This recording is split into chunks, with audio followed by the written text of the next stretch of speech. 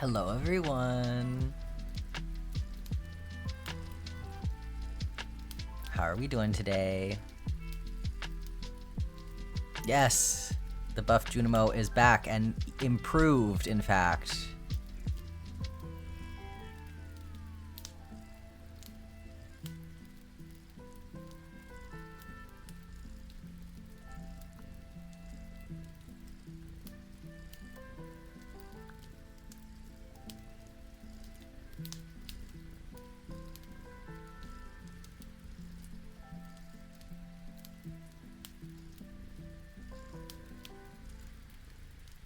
Oh no, Pixel. That feeling when sleep just decides to spit you out at whatever time it wants. Oh. I hope it goes easy on you, Kiri. Agatha, why are we screaming? You can come hang out. Just let me get my tea. My goodness. Yeah, Miss Agatha's yelling at her reflection right now. I sang the song from Mulan for her to you know, appropriately set the mood.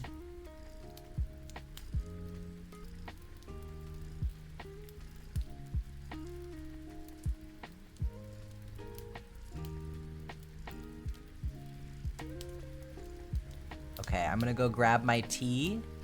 The ad break is gonna start in just a little bit, but once I come back with my tea, we'll get started on our pufferdole while we wait for that to pass.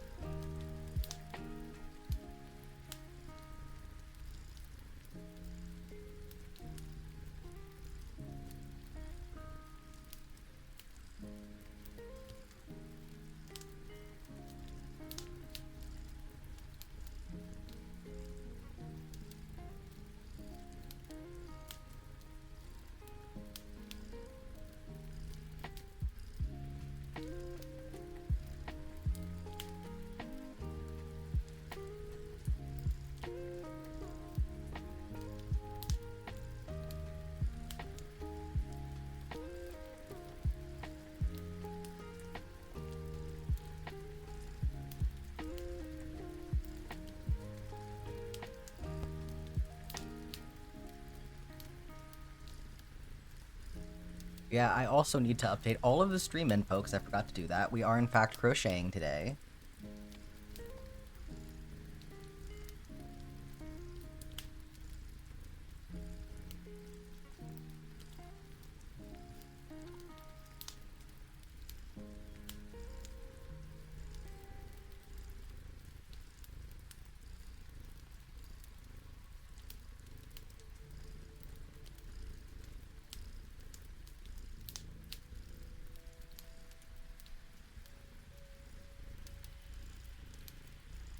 Okay, there we go.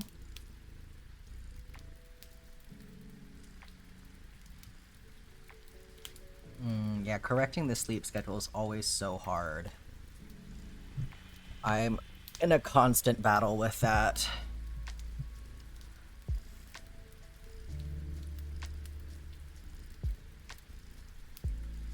Hi, Scarlett. Welcome in.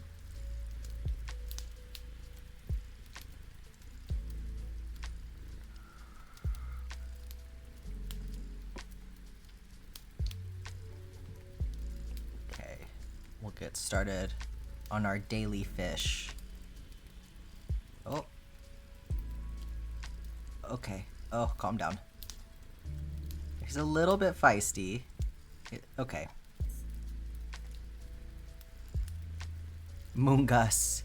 You got it. I will swap that over as soon as we're done with our fish.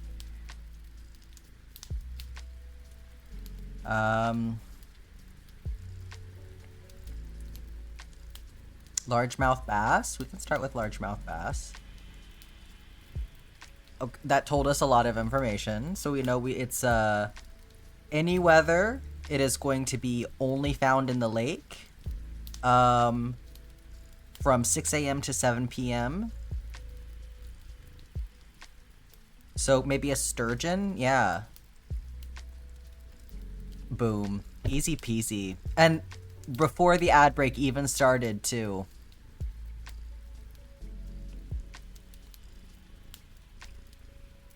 Beautiful.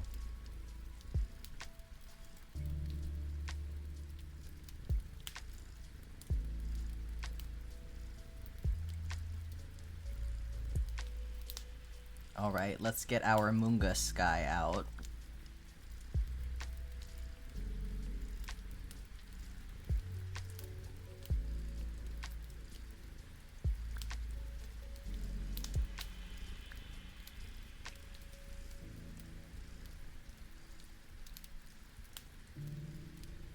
Saw that difficulty level and didn't even need to check anything else, yeah.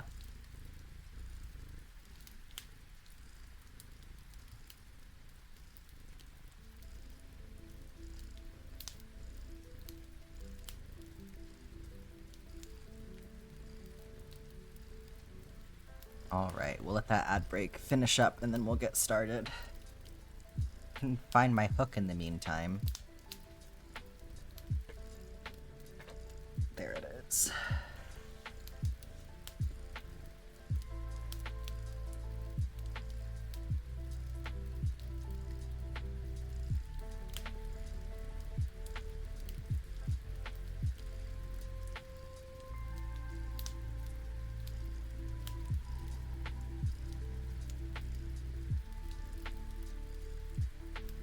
Alright.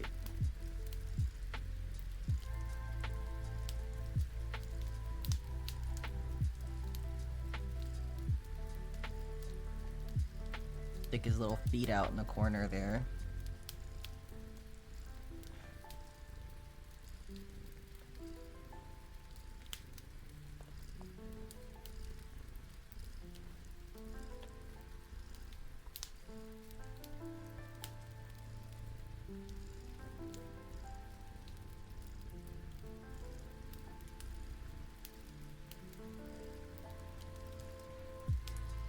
If you have not seen it yet, by the way, we have new channel point redeems available.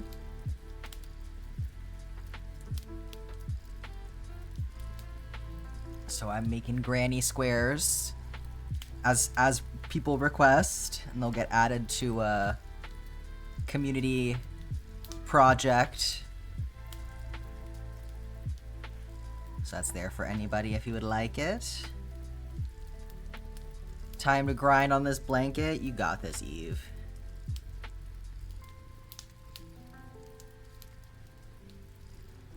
Ice cream truck outside? You better run for it, Geary. Gaining points rapidly. Hell yeah.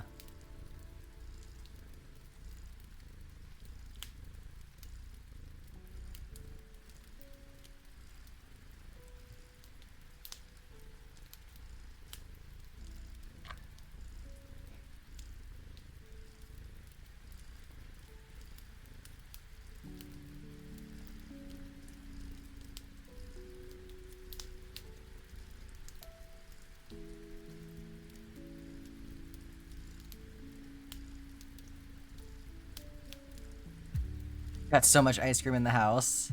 Oh, well that's good that you don't need to walk then.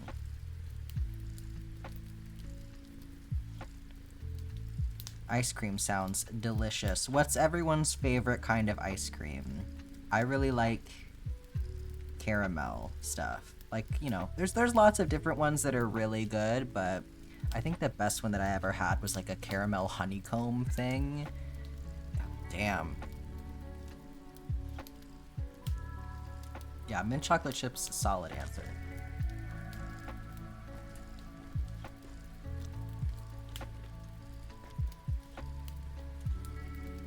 Vanilla or strawberry? I really like strawberry as long as it doesn't have chunks in it. I really don't like chunky things in my ice cream. Chunky frozen fruit, I guess I should say. It just changes the texture too much for me.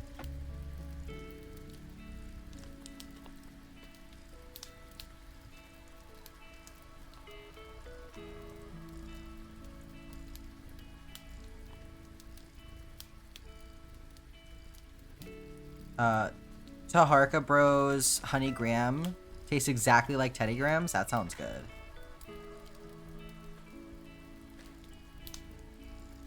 Picking a favorite ice cream is hard. That's fair. I really have a hard time when people ask me like, "Oh, what's your favorite whatever category?" Like, I feel like I just Agatha. She's being a little monster today. I feel like I get overwhelmed by that question so easily. Like, if I'm not prepared for it. I'm like, what, am I supposed to remember everything that has ever existed off of the top of my head? I don't remember every flavor of ice cream. What if I can't remember which one is my favorite and I say the wrong thing? It's not that serious, but you know. It's a Baltimore brand. Yeah, I think the one that I'm remembering that was like the honeycomb and caramel one, I think that was like a more regional brand from when I was living in Massachusetts. I think it started with an L. Black cherry ice cream. You know what is so good? It's not going to be available everywhere, but Rita's, they do like the Italian ice and custard thing. If you haven't ever had that, where it's like the slushy ice with the flavor and then it's like vanilla custard. Oh, that shit is so good. I miss it so bad.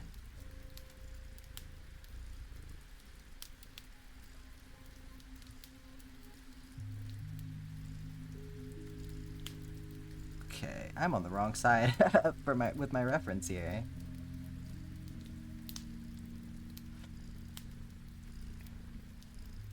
Oh yeah, cookies and cream is so good.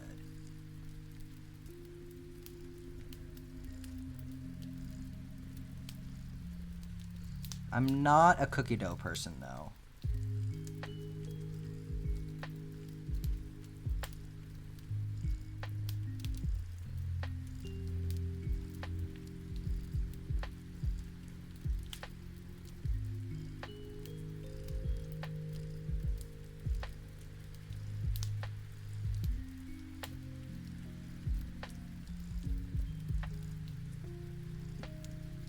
You had real Italian gelato back in like 2016. I bet that was delicious.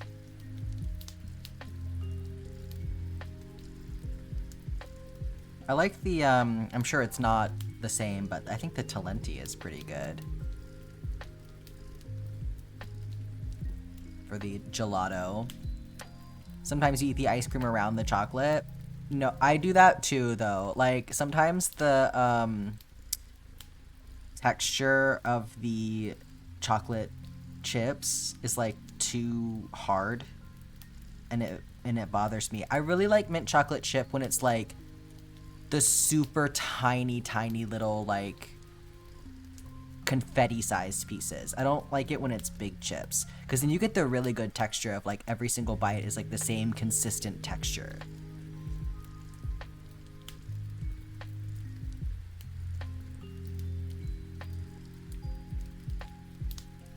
Waffles and ice cream from Casbah's. Square chips are superior. The fudge fish and fish food. Ooh, Americone Dream, also a very choice flavor from Ben and Jerry's. You eat the ice cream around the inclusions and then eat the rest. Hi Lola, thanks for hanging out. Welcome in. We're just discussing ice cream. Certainly welcome to just lurk. Appreciate ya. You like having the large chocolate chunks so it's a nice crunch? Sometimes I like it when it's like a, like the ribbons, because they're like thinner and they're more like crispy when you bite into them. What was the pufferdoll today? We got it in 2 guesses. It was a sturgeon. I hope you're having fun on your treadmill.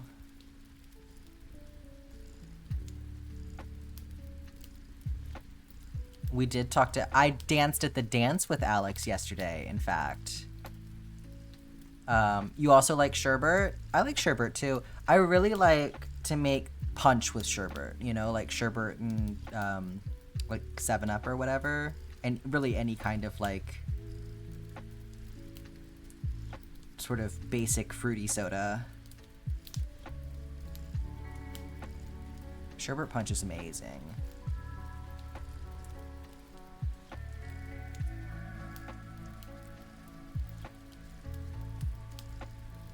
I used to want to make that for my birthday party, like, every single year.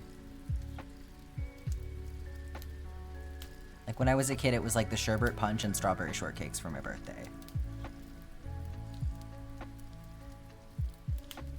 I'm sorry. Wildest thing I've ever tried with sherbet was when a stoner friend put ketchup on rainbow sherbet like a sauce.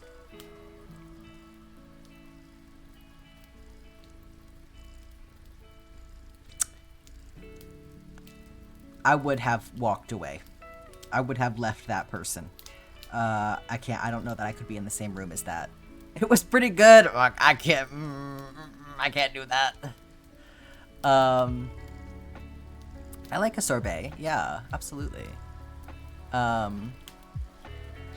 yeah, the sherbet punch is like a little bit different from a float, I feel like, because, I mean, it's like basically the same thing, but generally when you make it, you do it in like a whole big punch bowl. And then it like melts a little bit, and that's when it's the best. So basically the same thing, but the presentation tends to be a little different.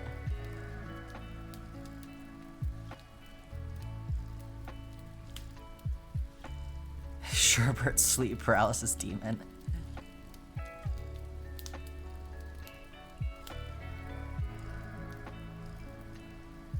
It's like, this is what,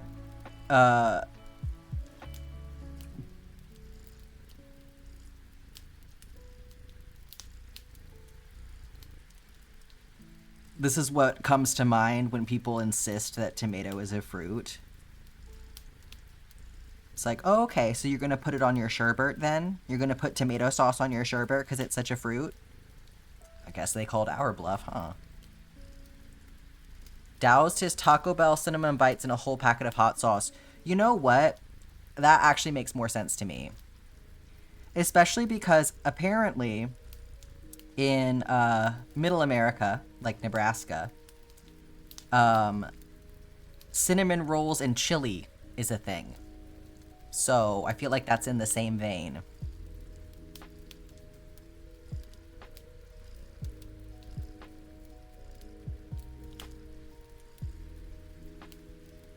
A full packet of... Oh, okay. So in this case, the offensive part of it is the fact that it's just too much hot sauce, not the combination. That's fair. I probably couldn't eat a whole packet of hot sauce in one bite if it was like the hot stuff. Why? I mean, could I? Probably. Would I want to? No.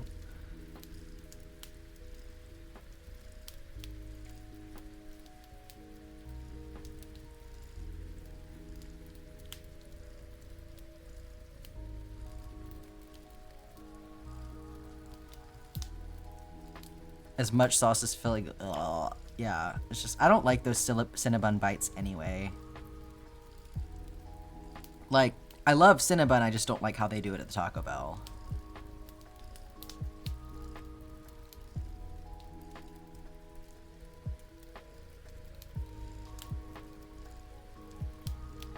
I really don't like it when things explode in your mouth. Like,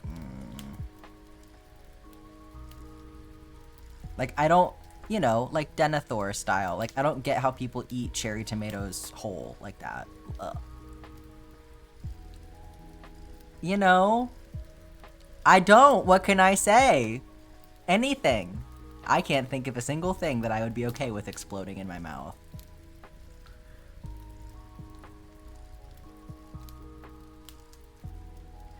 Did you ever have banana custard as a kid?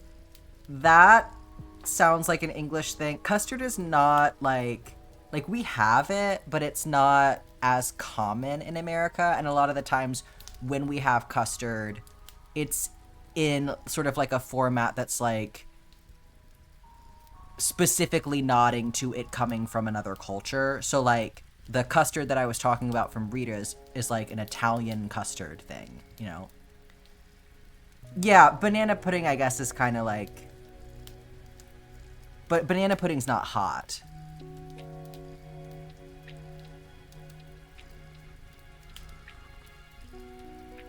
I don't know that I've had banana ice cream, but I love a banana milkshake.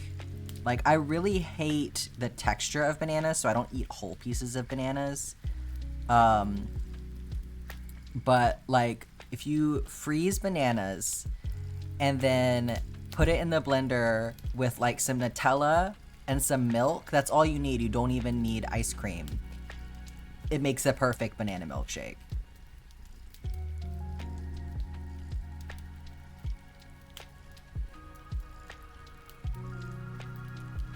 You actually have tubes of things that explode when you open them? What are we talking about?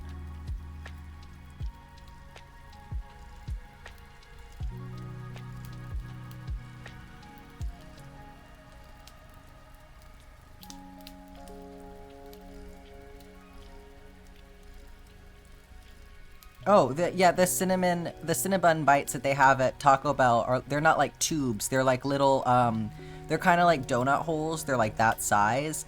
And then they have filling in the middle that's like a drastic, like it's very loose filling. And so when you bite into them, they like squirt. I'm sorry that I said that word, but it's appropriate. And I don't like that. And so if you put the whole thing in your mouth, I just don't like the texture that happens from that.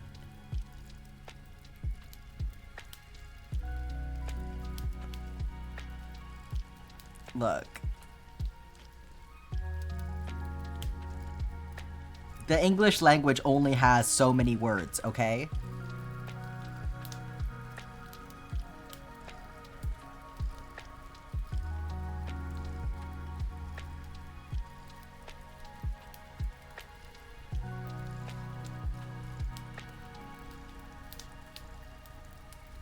What can I say? I'm just being so accurate, and y'all can't handle it. We gotta get it in early so we can go to bed.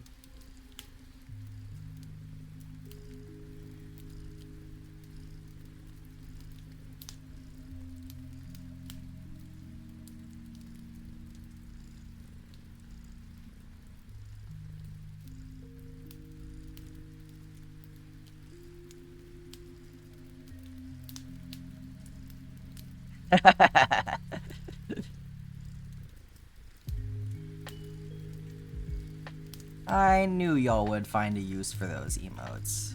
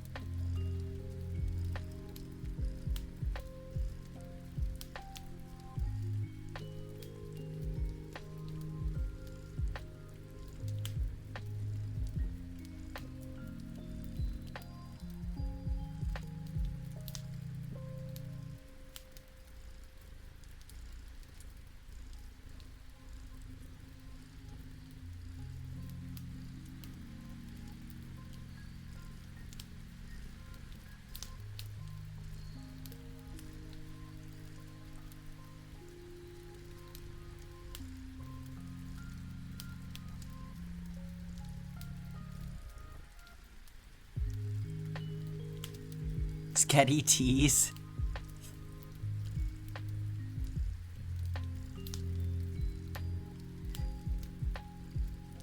Yeah, you're getting the best of both worlds right now.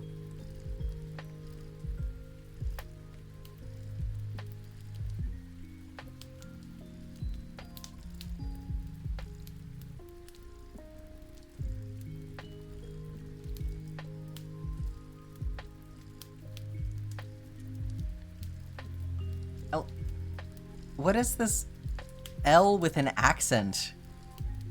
I did not even know that that was a character that existed. In what language does L have an accent?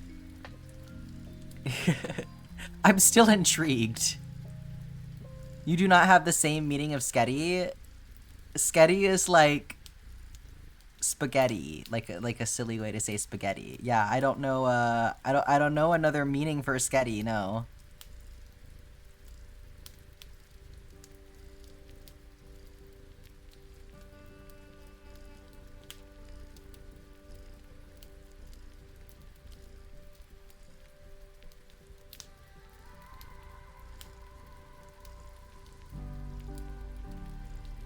Oh. It's a word move all over again.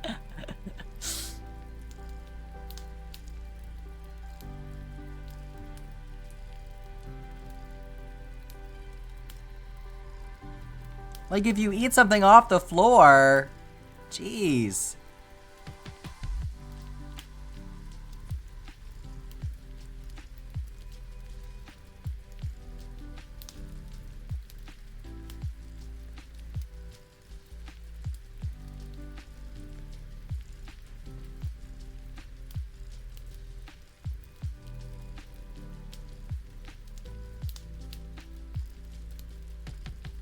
Another word, yeah, maybe like slob or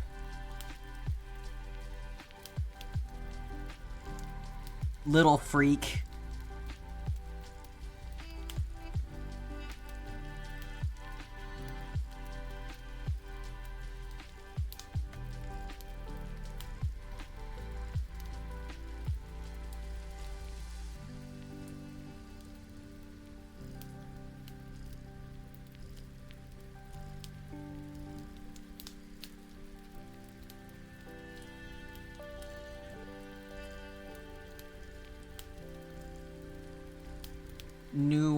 New name for Sloppy Butcher in Dead by Daylight. Instead of Sloppy Butcher, it's Sketty Butcher. Like a baby with zero self-preservation.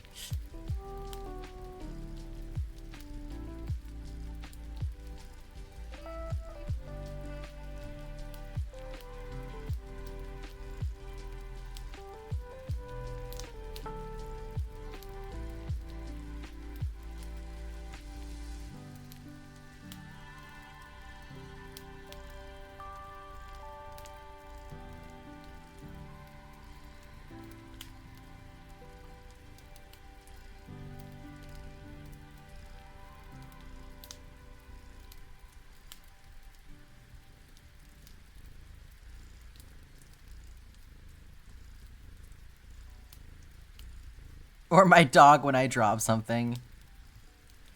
What's in your mouth? What's in your mouth?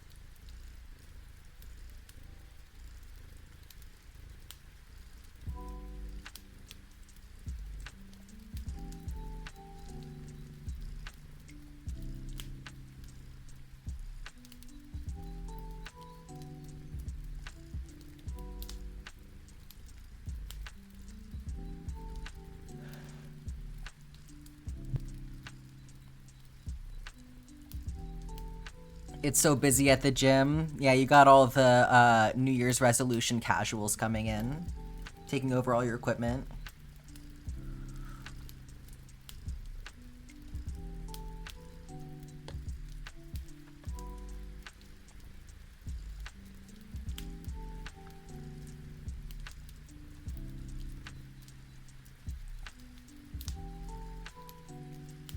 You should tell him you think his pump cover is cute.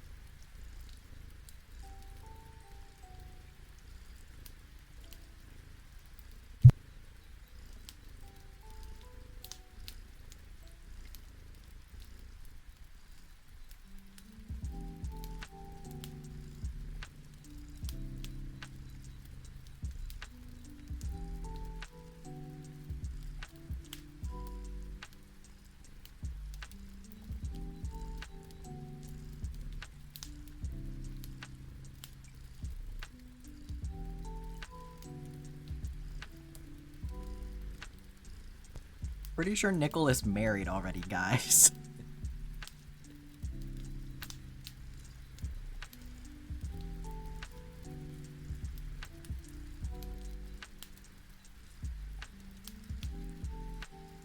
Buttered snowflake pasta? What is snowflake pasta? Like just in the shape of a snowflake? So it's just like butter noodles, but like a fun shape. Urban Dictionary is saying it's a sleeping around thing. Urban Dictionary thinks everything is a sleeping around thing. And I suppose it can be if you try hard enough.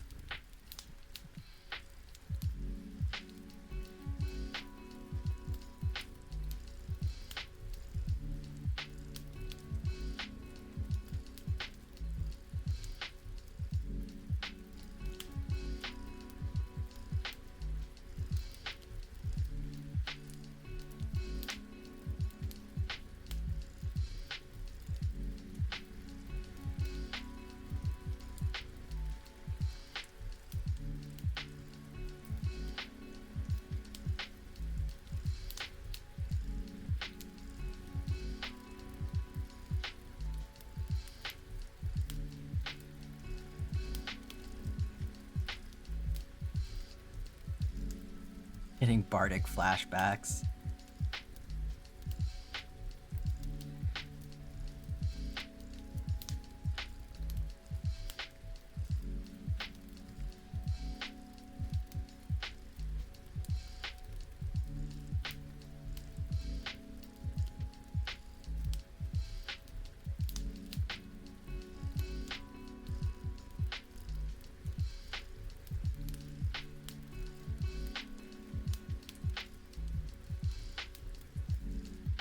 This dude keeps his hat on while working out.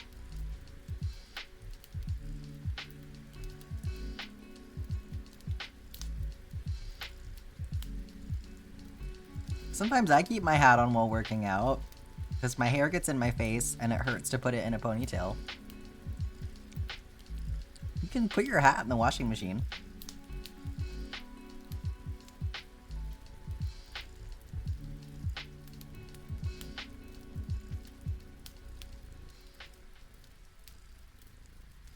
I'm built different. It's okay. We're despising everything this man does on principle because he's in the way. I understand.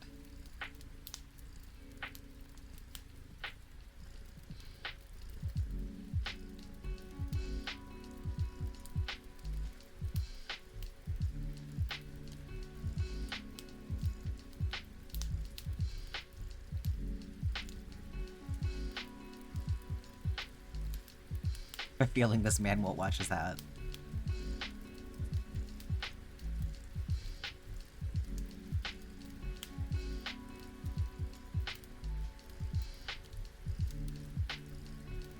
Piece of sketty bitch.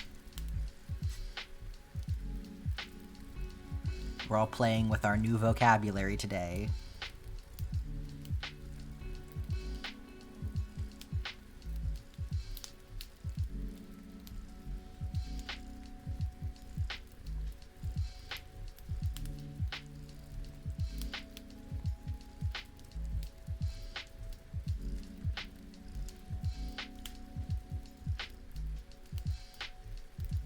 Hi, Lifeless. How are you doing?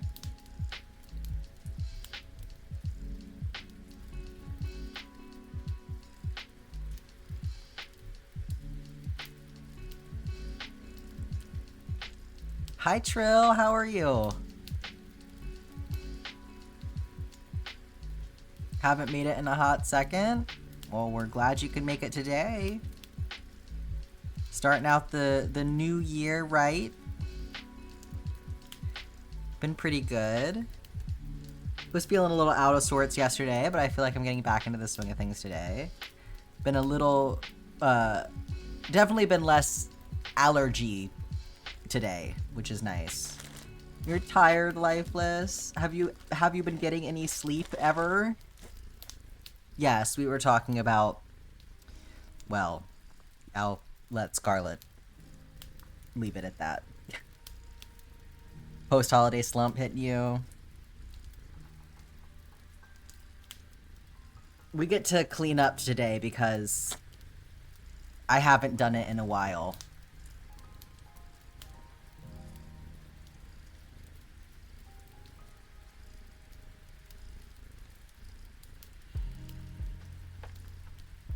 Adele is here.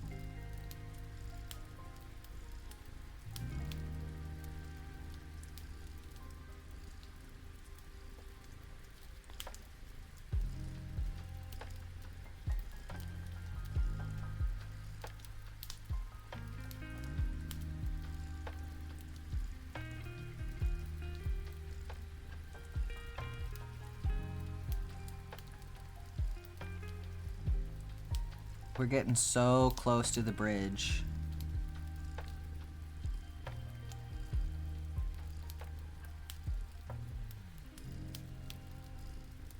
When are the Yarnies announced? So the Yarnie Awards are happening on the 10th.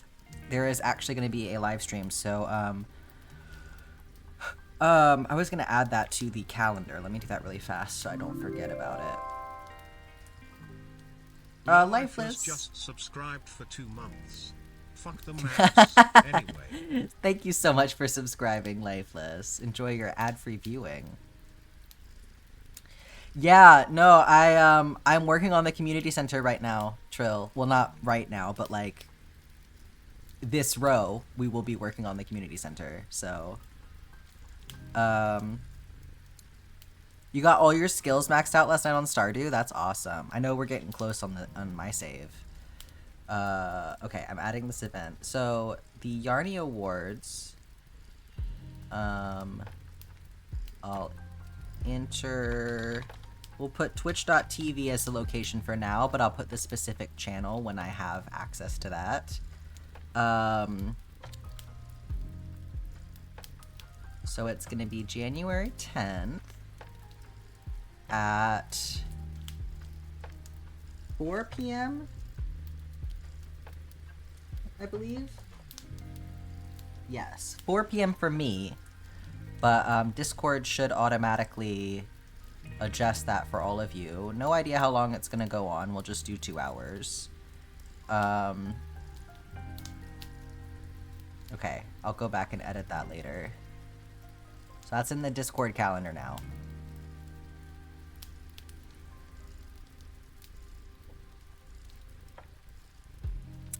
So I am in, let's see, I'm in year 2, and I think when we come back,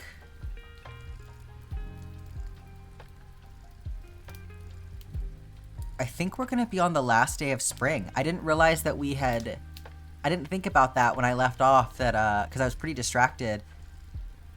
It's either gonna be the last day of spring or the first day of summer when we come back. And the community center is complete now in-game. And hopefully will also be complete on the map this week. So that would be nice if that, you know, could line up, that like I finish both community centers the same week.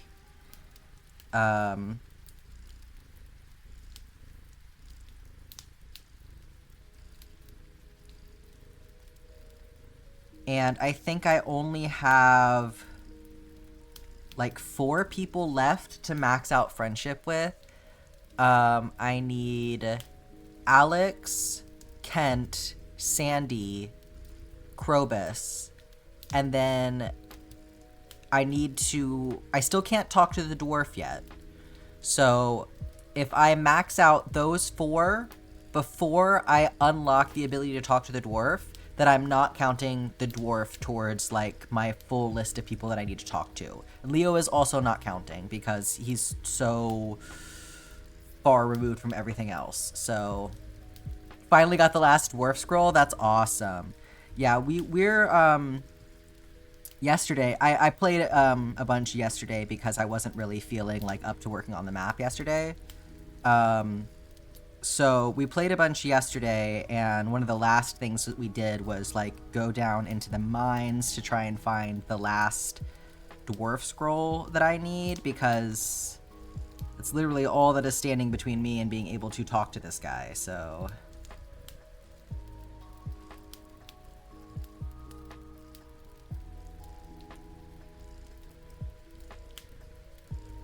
If you get Leo to 6 hearts, he does move a bit closer. Yeah, that's totally fine. It's just that he's so far behind everyone else. Like, but by the time I even beat him, I'm gonna have everybody else maxed out. So, like, I don't want to stall, you know, every aspect of the game waiting on that. Like, I would rather focus on Leo as, like, a part of Ginger Island and kind of approach Ginger Island as, like, its own thing.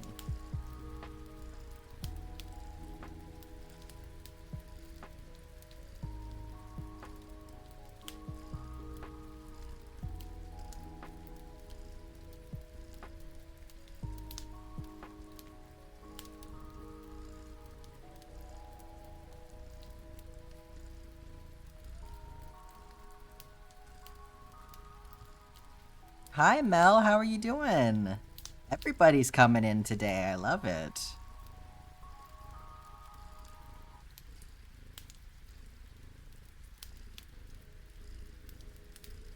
Just gonna bring a new one in here.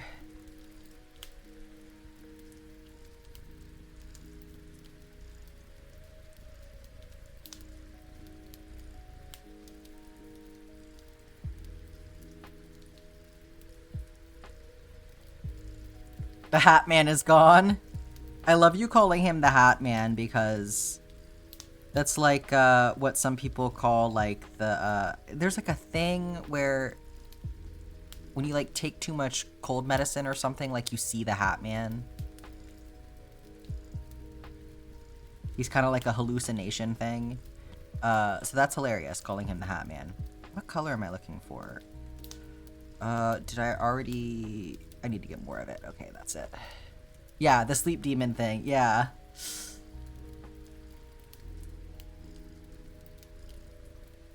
The dwarf scrolls are so hit or miss. You either get them all super easily or never find them. Yeah, they can be... Oh, Benadryl? Yeah. Yeah, the dwarf scrolls have burned me like this before. So I'm not that surprised, which is why I built in a contingency, because, yeah, I've had this happen in other saves.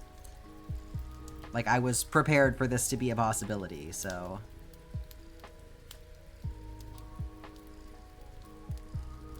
But I'm trying my best.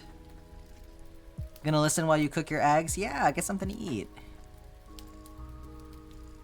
Upgrade your hoe and go to the mines. I think the RNG is better if you fight monsters, though. Like, you can get it from tilling, but it's like a 0.0 or like a 0.1% chance of getting it from tilling versus like a 0.5% chance of getting it from monster drops. You got 2 in a row from tilling? That's amazing.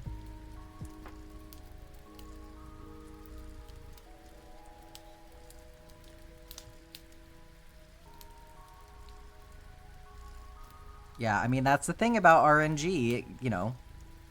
It can certainly happen on a fraction of a chance, but just because it can doesn't mean it will.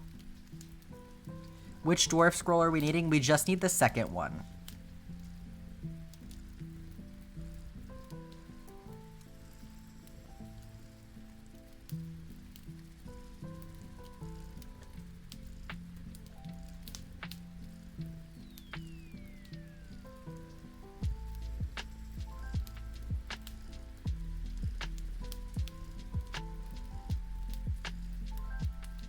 You never saw anything when you got sleep paralysis? I think that you should probably be grateful for that.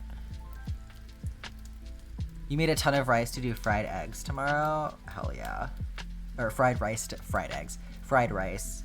I made Hoppin' John last night, which took me like 3 hours, but it's fine. So I have a shit ton of it now, which is awesome.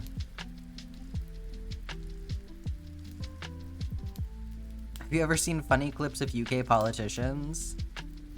Can't say that I have. I don't know that I would fully be able to appreciate it.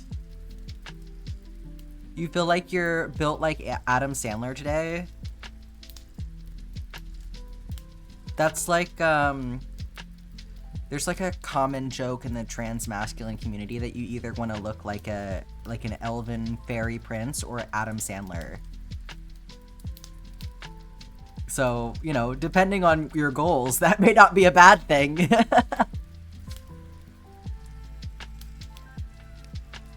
Throwing milkshakes on them is a time-honored tradition. I think I have seen that in the past. Kate Cat, hi, welcome in. Just saw the project on Instagram. Well, thanks for stopping by.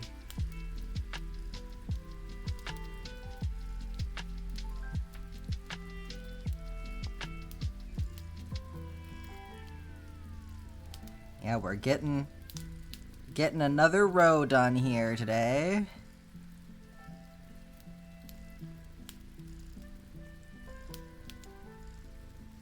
Having the chat come hang out with me really helps me ensure that I'm making regular progress on this.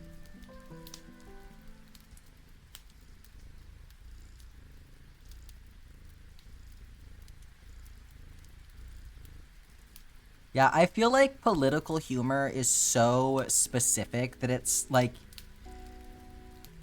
it's hard to fully appreciate it when you're looking at like another country, you know? Like there's so much context missing. Water time, Scarlet, you got it. Let me get this next couple stitches locked in so that it doesn't fall apart on me.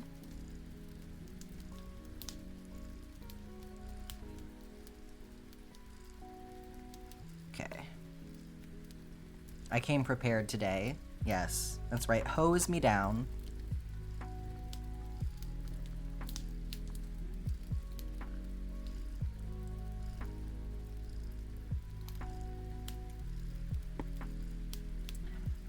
I feel so hydrated.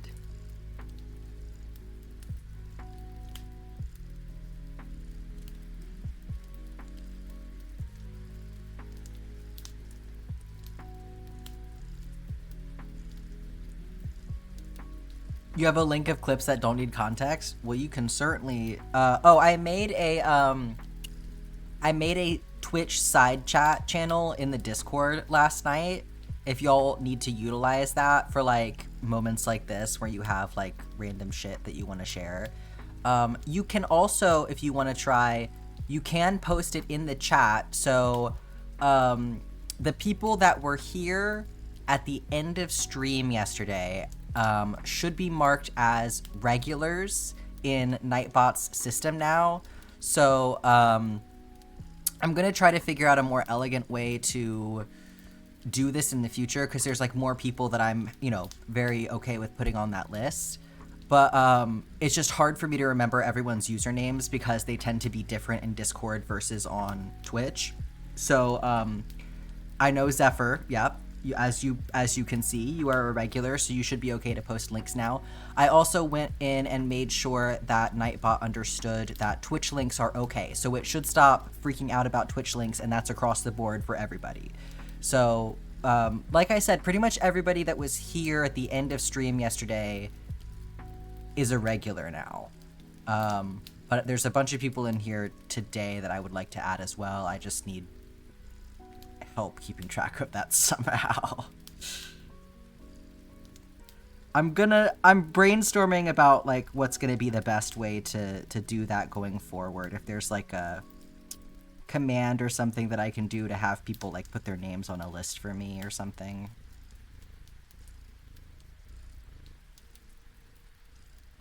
Nightbot got a stern talking to. Yeah, Nightbot misbehaved pretty badly yesterday, so, you know.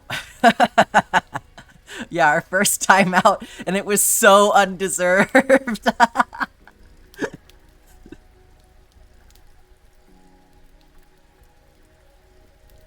I also lowered the timeout, so it's only like 60 seconds now in case that happens again.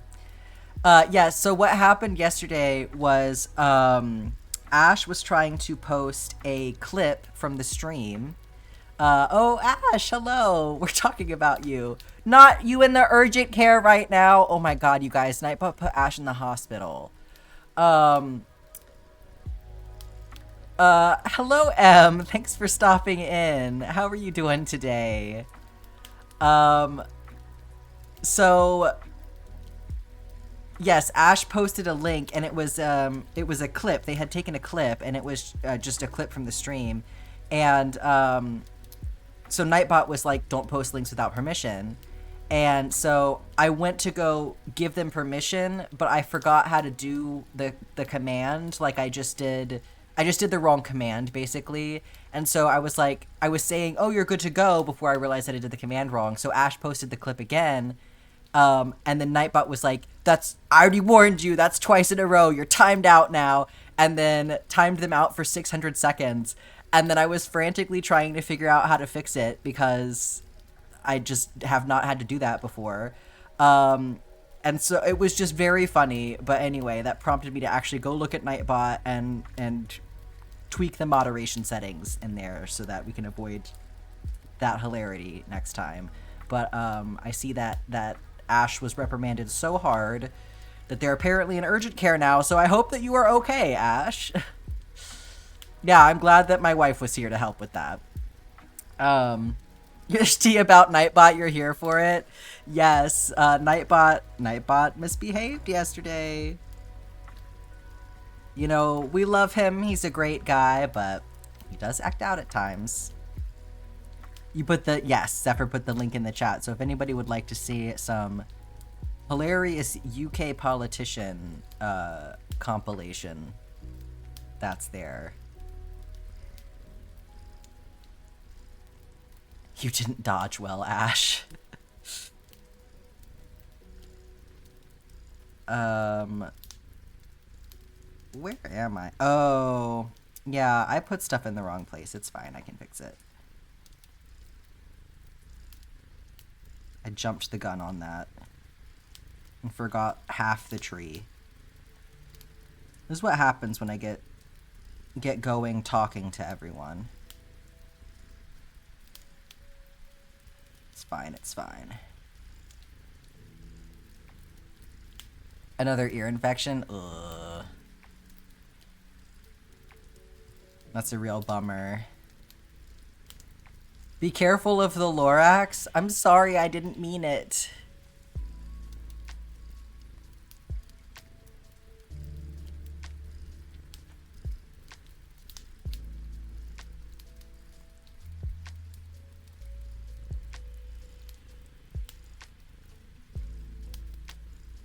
Okay. Now I'm like, where did I put... There we go. Finding loose pieces of thread. He'll come for your niece. He's friends with Nightbot. We're feuding now. I'm friends with me.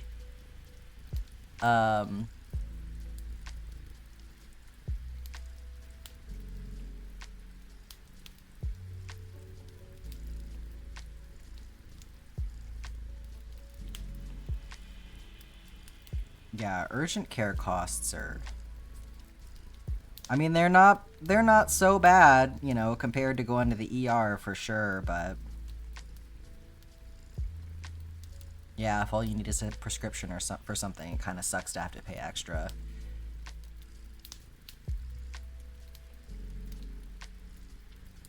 You say that it's free to be seen, but at what quality? And it's like, here you have to pay to be seen, but at what quality, you know?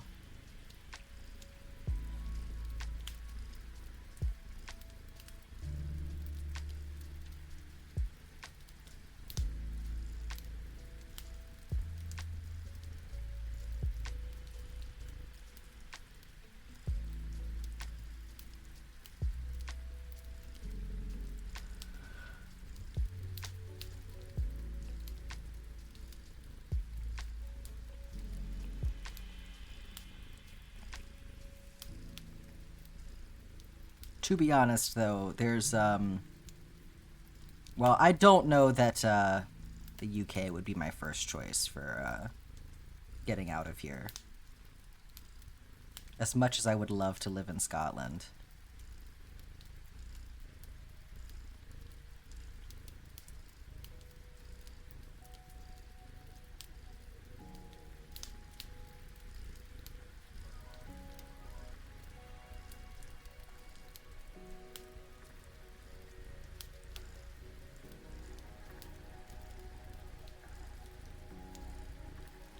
You're back and you didn't screw up your eggs?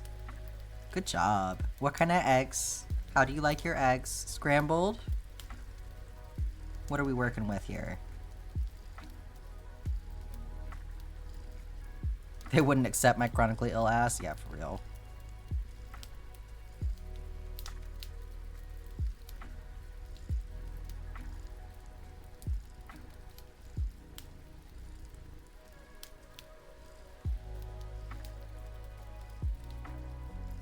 Can someone even be denied for that?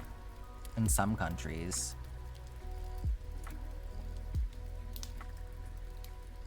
Over easy is your favorite way?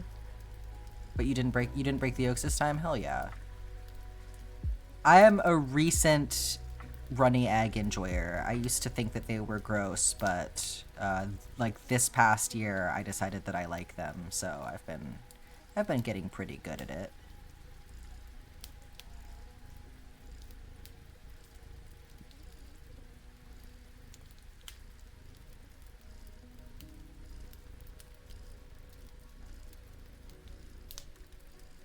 I feel like New Zealand is a pretty commonly discussed one, where it's like, if you have an autism diagnosis, they'll deny you. Yeah, disabilities that prevent you from working.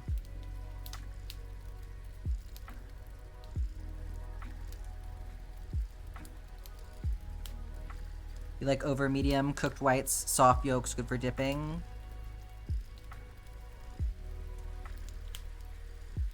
I like a good scramble. I like a, hard scramble.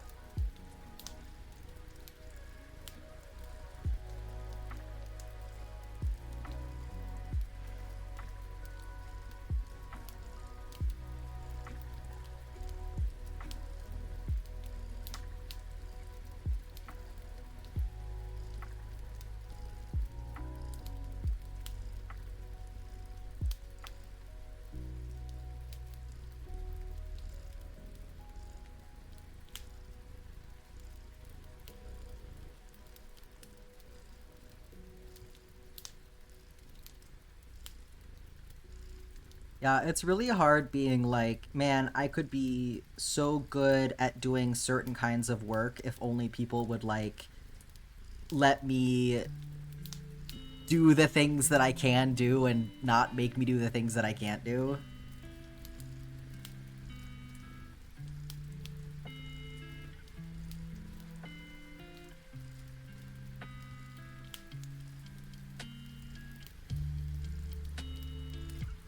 Egg salad with the same ingredients? Yeah, I think that's smart, Trill.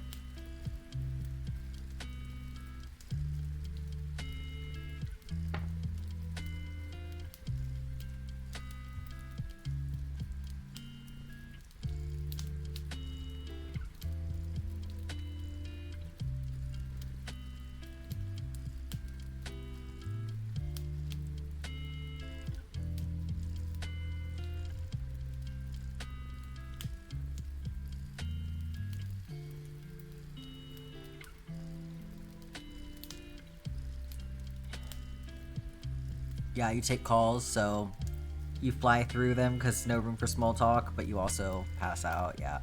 Like, I certainly can work, but I feel like there's such a direct correlation between, me working for someone else and my quality of life declining. Like, it's basically, a timeline, and it's like the longer the timeline goes on, the more my quality of life diminishes. So it's like, why can't you do this? You were doing it just great. And it's like, yeah, but now I want to die about it. So maybe I don't keep doing this.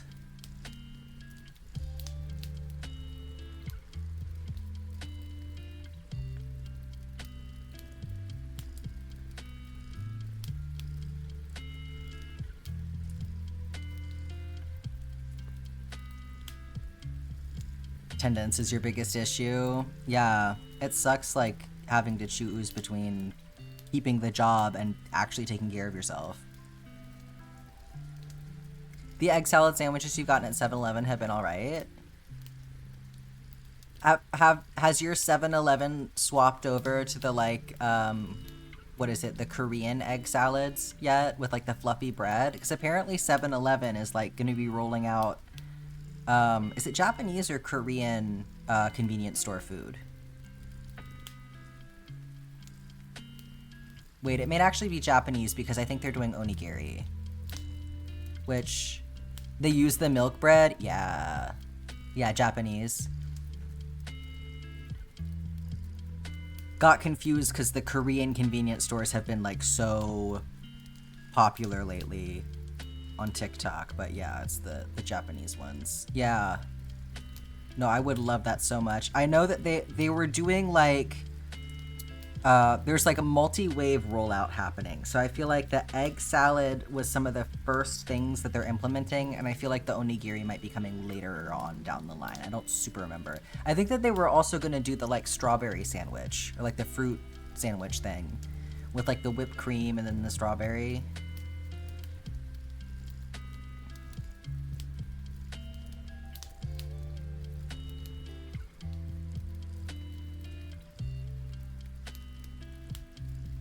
You want homemade onigiri? Hell yeah.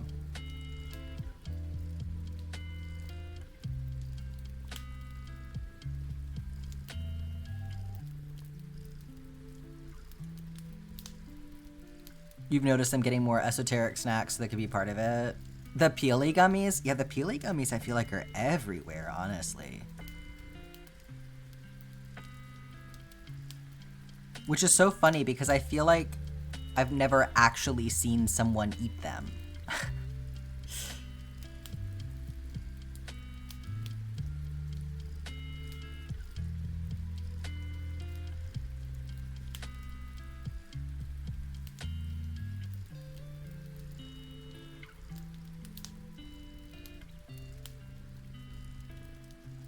Money laundering gummies? What?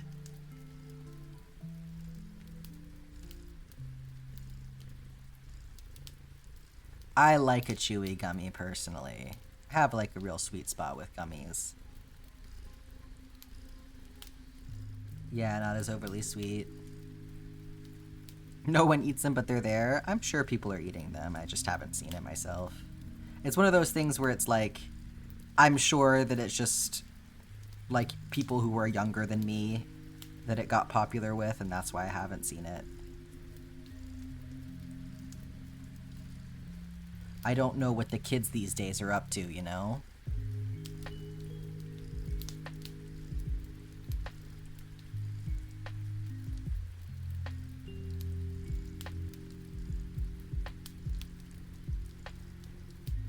Oh, not your cat pestering you. I know that's the worst when they figure out, like, what they can do to activate you, and then they just misbehave on purpose because they want something from you. And they can't be patient about it.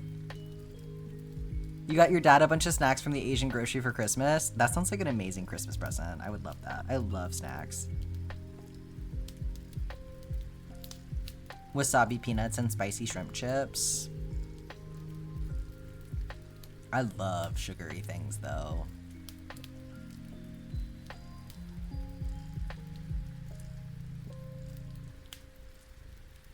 Honey butter chips. Man, the Cumberland Farms, when I was living in Massachusetts, they had these, like, honey cheddar cheese puffs. Oh, shit.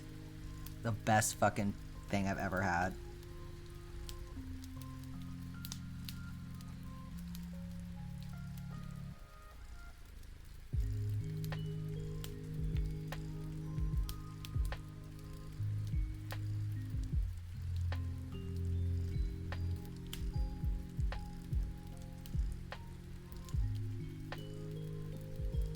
Pub cheese and Ritz crackers? Absolutely.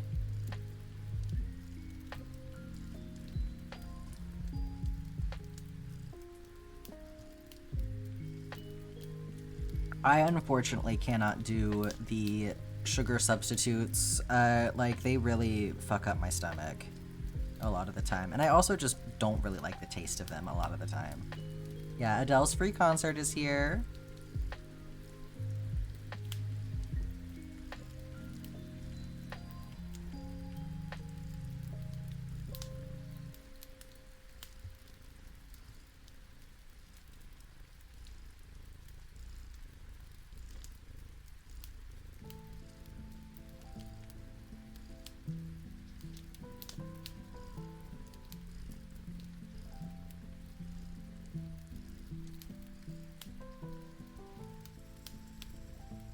American Doritos taste good. Yeah.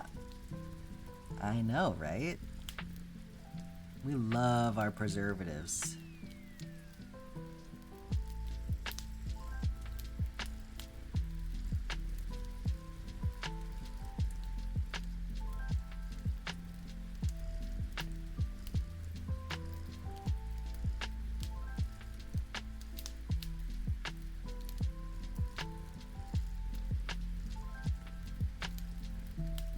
That's the worst when you have to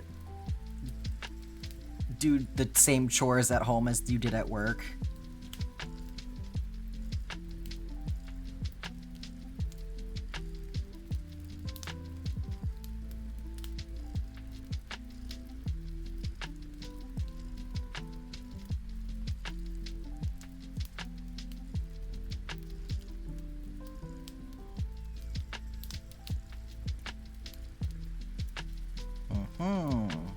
One too many here.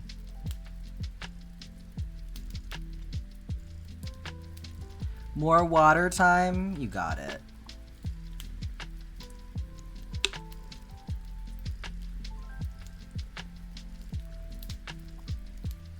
Don't have the same tolerance for crap snack food that I used to. I know, me too. It's a bummer.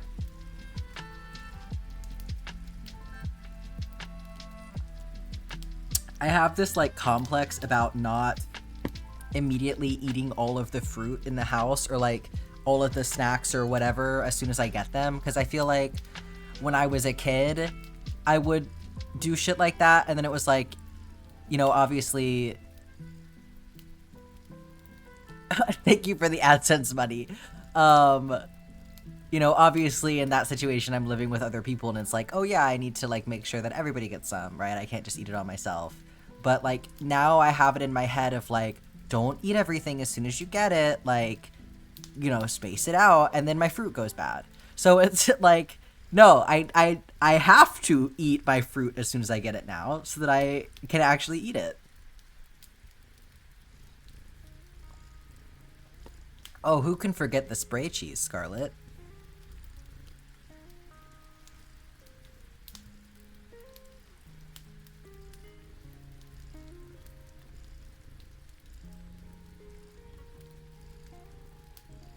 A casserole recipe that uses spray cheese? Wow. I mean, you'd think that it wouldn't need that, because it's in a casserole, but okay. You just found something cursed?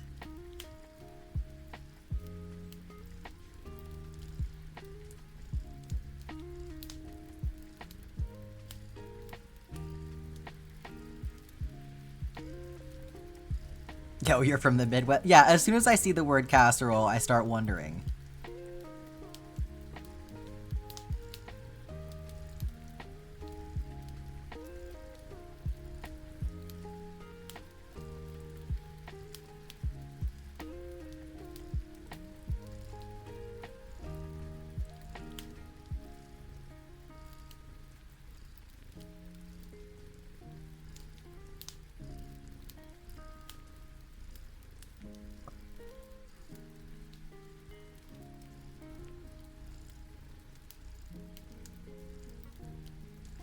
US version is coconut oil that contains the main ingredient of silly putty. I mean, you can't make those comparisons like that. Like, did you know that our drinking water contains a lot of the same chemicals as like highly corrosive acids?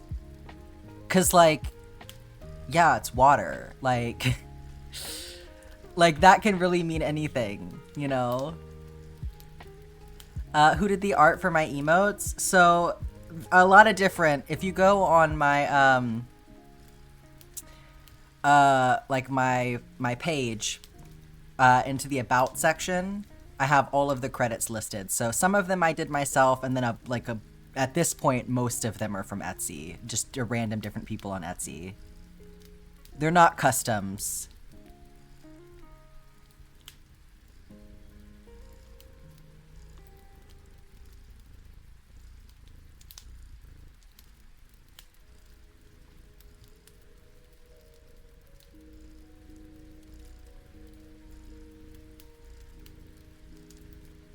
Yes, those ones I did. Yes. Like the main assets for my channel, like my backgrounds and things like that, the things that you'll see me using everywhere, that stuff I do myself, because like I don't want to be advertising with somebody else's art unless I, you know, specifically paid them money to be able to do that.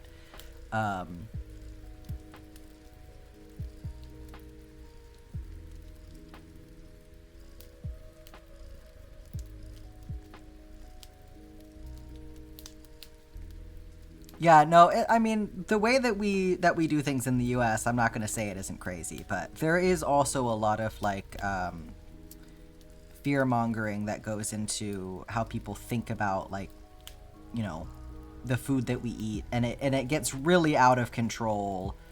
And you know, people do it with vaccines and shit too. They'll be like, the vaccines are bad because they're injecting you with mercury, and then it's like a completely different thing. Like, they just don't know. Like, people will say that shit, they don't actually have an understanding of like what those words mean. No, absolutely, the huge portion sizes, and then you save it for later. Your ketchup has corn syrup. So the ketchup has corn syrup because corn is a subsidized product in the United States, and so it's a lot cheaper for us to make things with corn than to import sugar from the Caribbean. Also, you want to talk about problematic additions.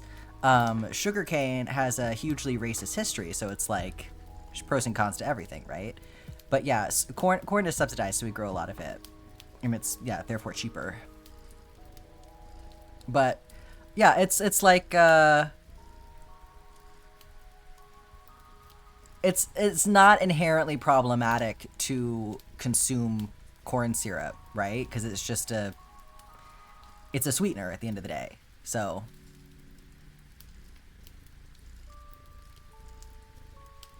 it's all about moderation, right? Like, if you're only eating sugar and corn syrup in every single thing that you eat, then like you're probably gonna have negative ramifications from that. But that seems like pretty much a no-brainer, right? Like, if you only eat bananas, you're gonna get sick. Leftovers are a part of our culture.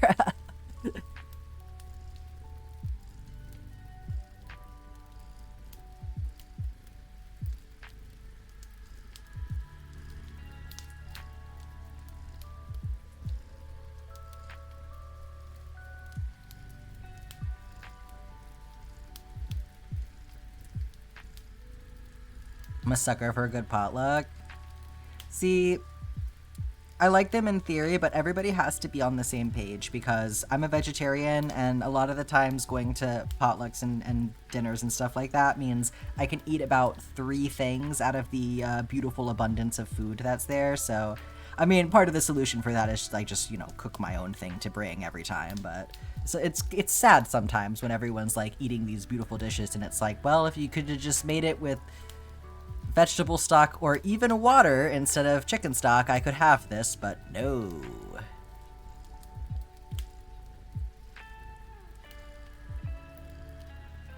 Oh, the whole ethanol thing? Yeah, ethanol is like, there's some sticky shit that goes into that.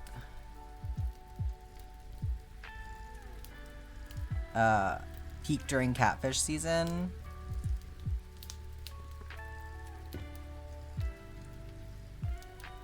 Catfish is like such a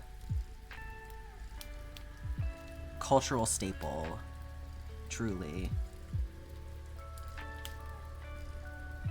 You put too much oyster sauce in your rice, now it's like eating fish.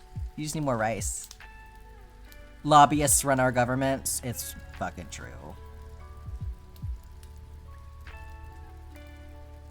And now we have the, have y'all seen, I've been getting the AI ads for anti-solar panels.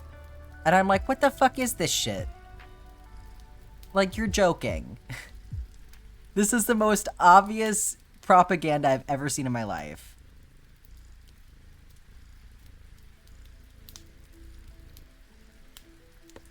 Yeah, I mean, you can tell who's behind that, right? You don't even need to think twice about it. Yeah, the recalls that are happening, I mean, it's almost like our FDA got gutted, right?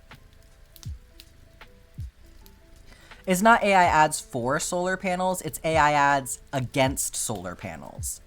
It's like people being like, I'm mad because I was lied to by the solar company when I got my solar panels installed. And then in the background, there's like people installing solar panels on their house. And it's like, not only is this AI ad really like obvious and crappy, it doesn't even make sense. Because like, why are you complaining about solar panels while they're getting installed in your house? It's sad how people are about food. Yeah, like, I don't know. It just kind of seems like if you're going to invite somebody over for dinner, you should give a shit about what they can and can't eat. Is that so crazy? Yeah, literally what cons are there to solar panels, right? Like, how are you spending that? You have government schemes to get free or discounted solar panels, as it should be. Like, are they a perfect solution? I'm sure there's a lot about, you know, about the production of solar panels that's imperfect, but like, it's not like they're worse than oil. Solar panels and water wheels, yeah. Capitalism doesn't like them. Yeah, exactly. It's like, you know, people want to keep the means of production in the hands of people who are standing to make a profit. If you own a council house, you get them automatically. That's amazing.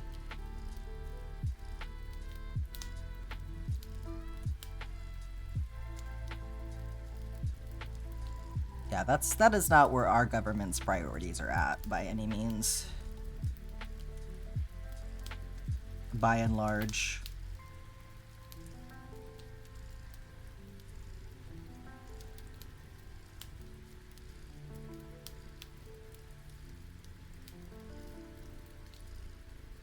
Yeah, solar panels use materials that are mined. Yes, that is exactly what I'm getting to. It's like, it would be nice if we could put our energy into finding ways to produce those kinds of materials without using materials that, or like, sorry, I got confused about what I was saying. It'd be nice if we could find ways to make solar panels without using materials that rely on slave labor, or, you know, just like not use the slave labor, or like, we have so many natural, I'm sure we could figure out another way to put them together. Anyway. Yeah, nuclear, there's such an interesting conversation around nuclear energy. It's something that I feel extremely weird about. Yeah, stop using slave labor and then figure out a way not to have to mine anything. Exactly. And it's like, I feel like we could, if we cared enough, you know, if we put our money into that. I feel like that's possible, but we just won't know until we stop doing everything that we can to tear down things that are not oil. But wait, I was about to say something else. Yeah, nuclear, like, is freaky because the ramifications of like meltdowns and stuff are so extreme, but then at the same time it's like the incident rate is so much lower than everything else.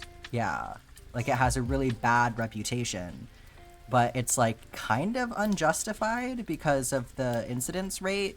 But then yeah, the examples that we have of things going bad are like so extremely bad. Yeah, there were fringe cases and we learned from them. For sure. Like, I can accept that that is true.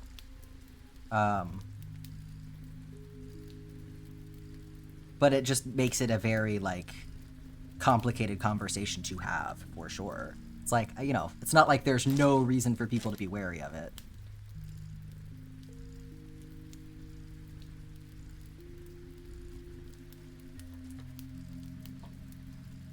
So many things had to go wrong, yeah. It's got deep real fast. I know, we really went off in a crazy direction today.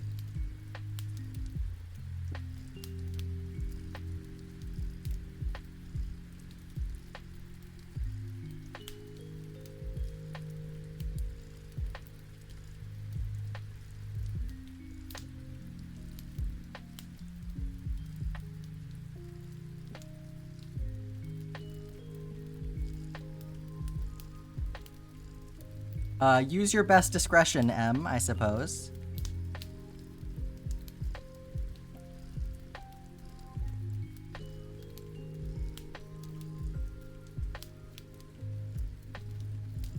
Yeah, Trill. No, for sure. It's like, there are so many factors that go into, like, how we organize things, and unfortunately, sometimes it's not about what's most efficient. It's about, like, can we even trust these people with this technology? AI.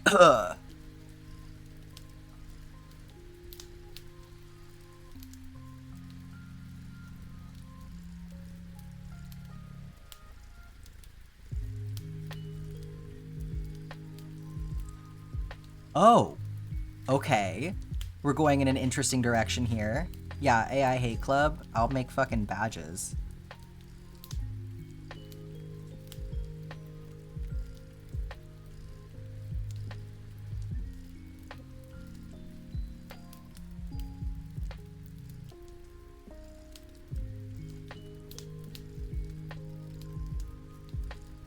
No plans for the psych patients if a meltdown happened. It's wild the way that... God. Yeah, that's not good at all.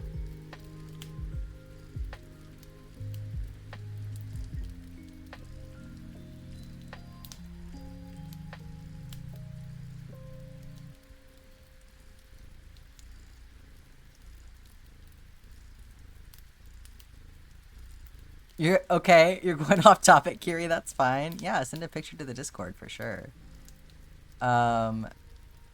You were born the day after 9/11. That's wild. Welcome in, Klutz. God, I remember 9/11 vividly. Like, what a strange experience. I was 8. I was 8 when that happened. I was in 3rd grade. And, I remember them stopping class and wheeling in, a TV. You know, we had the big bulky TV on wheels. And, we watched the plane crash. I think it was, by the time we saw it, would have been the 2nd plane. And it was such a strange experience because I remember having just no ability to sort of grasp the severity of the situation or, like, the implications of it. Like just what a strange thing to have them put on in the classroom for us when we're 8. Yeah, I'm really grateful that, like, I didn't personally see... Well, not that I remember anyway. I didn't see a lot of the really intense stuff. Or if I did, it's like I just didn't process it, and so I don't remember it. But, like, I know that there was, like, a lot that happened during some of those live broadcasts that was, like, really fucked up. I just remember the building being on fire, pretty much. But, yeah. Yeah, wild decision. Made you watch the live recap as if it were really happening so that you got the idea. That's kind of a crazy thing to do, I'm not gonna lie. Like, certainly watch it to understand the context of what happened, because it was such a significant moment in our history. But, like, it doesn't need to be traumatizing for you.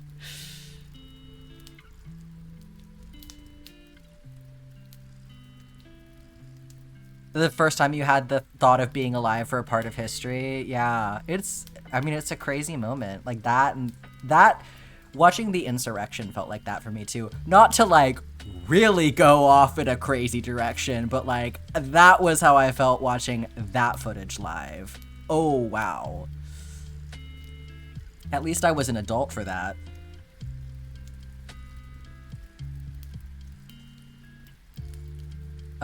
Your mom lived in Boston and worked with a guy who lost someone. Oh, still cries every year. Yeah, that's hard.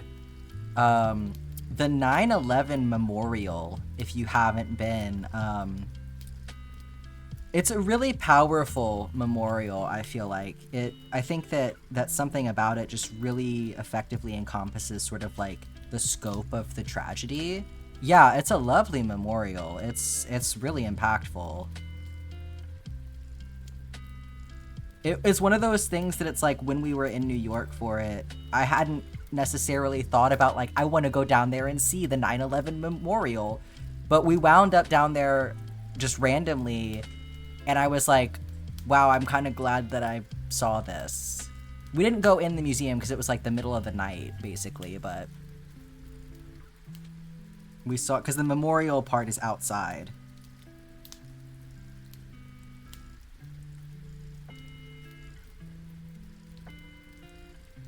A couple years after you heard a girl talk about how she thought something happened in town because the school evacuated to a nearby building. Oh my god. Can you imagine going through that and think it's happening, like, in your immediate vicinity? That sounds really crazy. Like, obviously there were a lot of children for whom that was the case, which is traumatic, but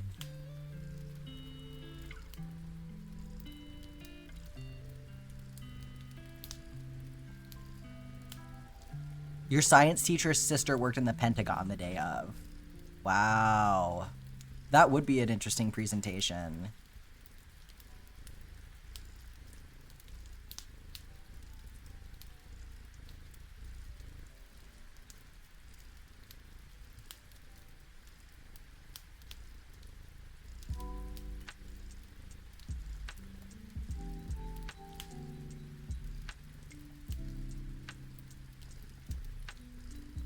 Yeah, the air quality thing. Oh god.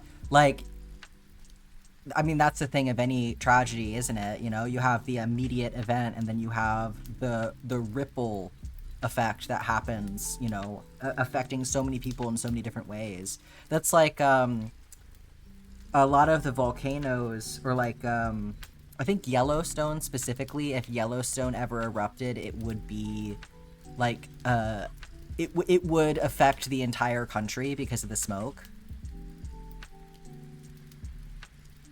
Yeah, you go for a phone call and come back to 9/11. Have you seen the photo of the smoke cloud? I don't think so. You were born in 2001?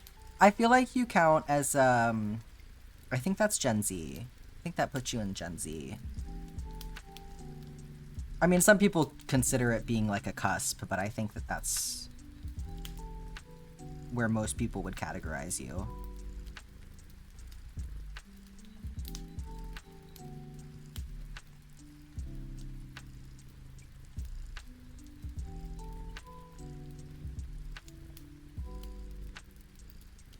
Your dad was driving you to school and the radio was on and they mentioned the second tower was falling. That is so bizarre. Maybe trying to protect you from the sort of fear of that happening in your own country? Yeah.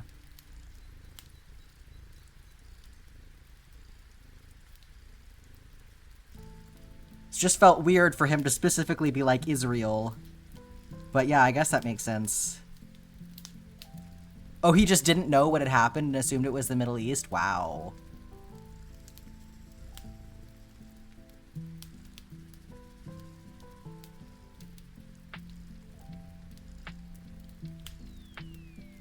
Yeah, it's one of those can't happen here kind of a things. You're in Canada. I mean, Canada's pretty darn close to New York.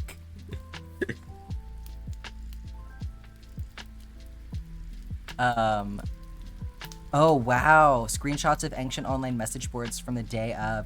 So I saw recently archival footage that I guess never aired of like a reporter who was like at ground level that day and was like standing like across the street recording. I feel like it was when the first tower was on fire and the police made them get back, and all of the people in the comments talking about how like, wow, that police officer saved their life, you know, because they were so close. And so they were like in the footage, like they're running through like this building like to get away from the smoke cloud that happened, or like the debris cloud that happens. Yeah, Klutz, thanks for stopping in. Sorry that we're having such a weird conversation today. It's fascinating, but have never seen the footage from it and don't want to. I don't blame you. It was like, it was a lot. It was pretty crazy. The 9/11 Wikipedia article is so detailed and well written. I'm sure that there are a lot of people who are specifically interested in 9/11. Yeah, so that doesn't surprise me, honestly.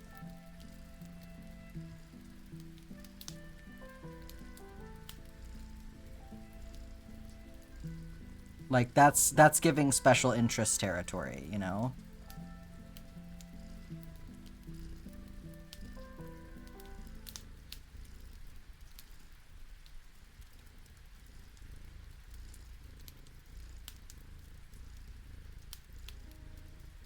Yeah, Trill. That's a hard one for sure. Less than 9k away from the standard square. You got this, Zephyr. See, look, you've been buying like crazy and you still have money for more stuff.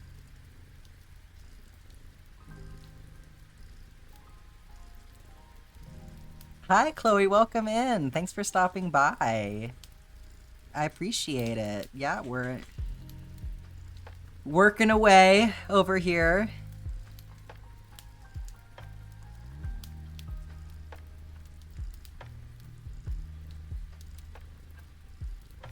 Yes, we're working away and having very strange discussions today. I feel like we don't normally go in this direction, but you know, sometimes you just gotta talk about national tragedies, I guess. Wikipedia is full of people who have some kind of combination of OCD, autism, or ADHD. Yeah, I mean, the backbone of the researching society, right? Yeah, no, the dark humor is, I mean, I get why it's like, it's weird from the outside to like watch a person have like dark humor about something so serious, but then at the same time, it's like, sometimes you just have to laugh so that you don't implode. This stream always goes off the rails at least a little. It's true, but I think that this is kind of like especially off the rails. It's always interesting to have different conversations, absolutely. Yeah, it's like, what are we doing? But also super interesting. Your brother does Wikipedia editing. He updates NASCAR race data and stuff. That's so cute. Is 3:30 p.m. too late for some espresso? Depends on you. Because for me, I am not really like super affected by caffeine. Well, I say that, I don't know anymore. It's getting hard for me to figure out what's going on with that. But like, I feel like I don't really have a standard caffeine response. And for a lot of people with ADHD in particular, I know that that's the case. Like a lot of people with ADHD will drink caffeine and then go to sleep. What's your favorite niche topic? That's a great question. Ooh.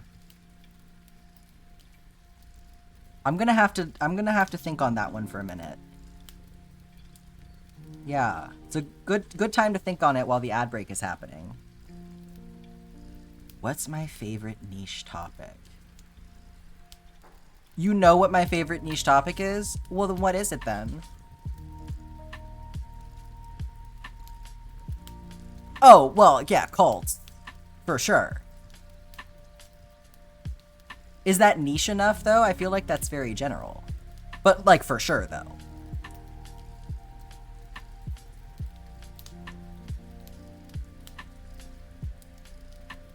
Anyways, I'm watching ads. Oh,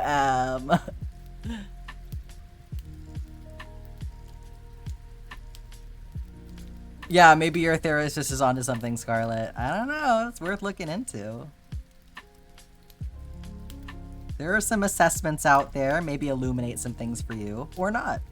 Which can also be helpful.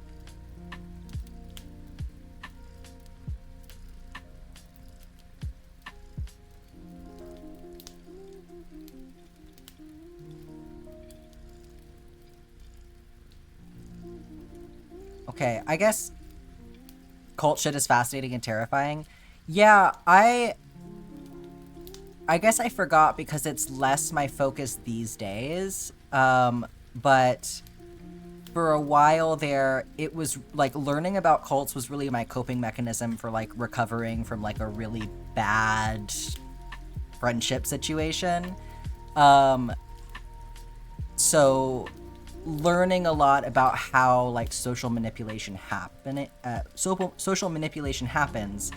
was like very healing for me, and I absorbed a lot of information from that. And now I'm wondering like what's my favorite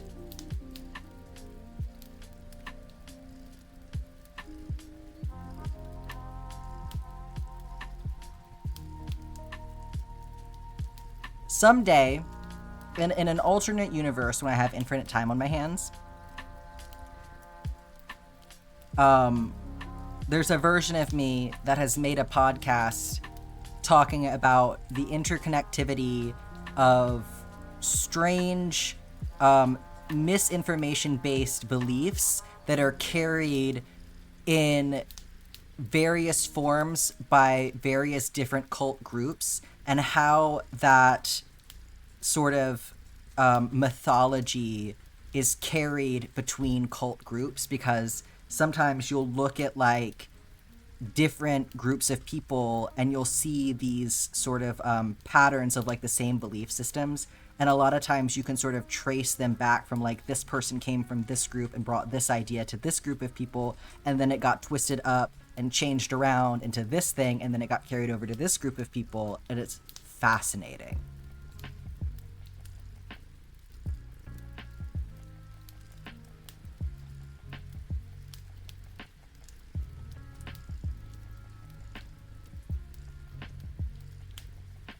You're reading a horror book with cult themes? Well, what is it?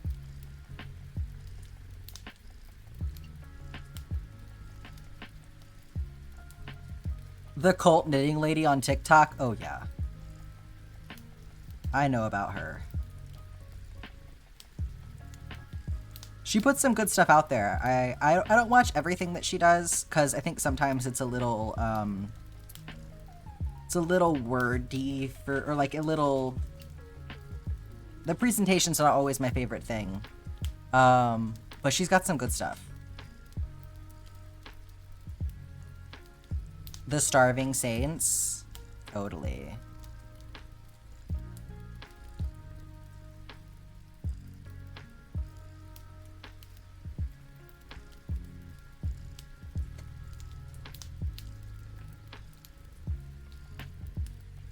War and religious trauma, you know? Two things that go hand in hand, I feel like.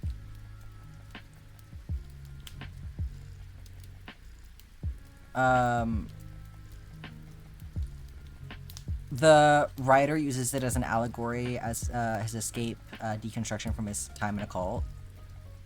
That's super cool.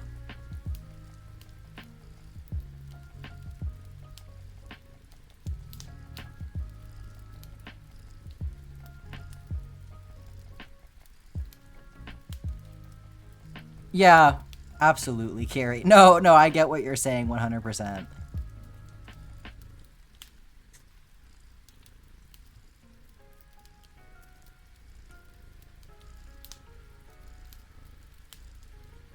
Do I have a D10? I actually have a D10 right here. Why? Am I rolling for something? I have so many dice. Do I have a D10? I have like 100 D10s. What you need? What am I rolling for? I would have been fascinated by cults as a 12-year-old if I weren't so focused on Rett syndrome. I feel like you're in the right place, Em.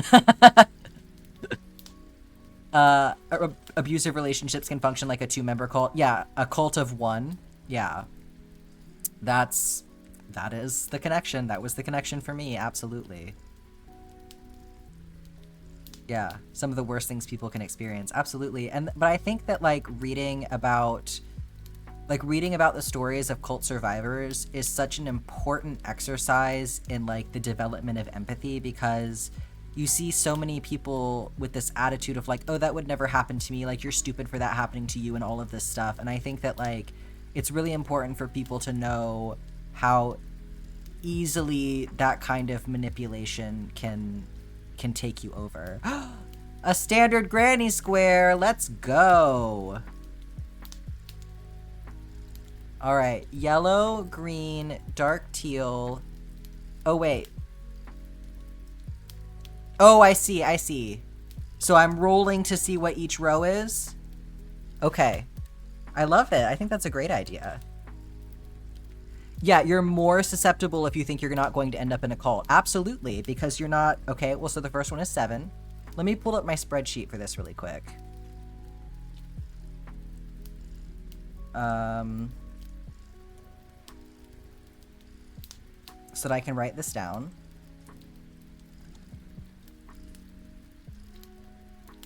So row 1 is deep purple. I need to make this a drop down. 2.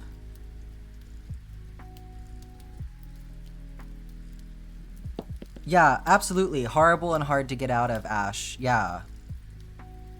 Like, there are so many things that are designed to keep you in. 100%. So we got an 8. That is red. Oh, this is going to be interesting. Do I have black and white yarn in the pool? I do not, but I can acquire some if y'all want them. I thought it might be more interesting to keep it to just colors, but I can certainly get some. Okay, orange. And then one more. Not me rolling 7, 8, 9. And another 9, so another orange. Love that. I think that's gonna be... That turned out really nice. Deep purple to red to orange. That's beautiful. Okay, let's get that out. Yeah, that's a great idea. Y'all feel free to do that anytime. Gonna make the NB flag with your square? Oh, well, I have to get black and white then. Absolutely.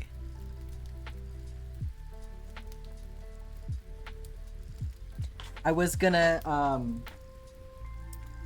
stretch break before we get into it. Absolutely. Those are the colors of your favorite tattoo? Oh, shit. They never want you to debate. They want you to give up. Yeah. No, like, a former friend of mine who really, made themselves known after the last election, I'll put it like that, tried to come into the space approaching from the angle of being like a centrist, to have a conversation with the rest of us, who is like, there were 3 trans people in there, and a lesbian, and a black woman, and a brown woman from Nicaragua, which, if you know anything about the Nicaraguan government, so it's like not the fucking place to have that conversation, but came in there talking about like how she wanted to like bridge gaps and stuff and like have open conversations, and then like couldn't handle actually having that conversation about like all of the shit that she was just not paying attention to in her voting choices. So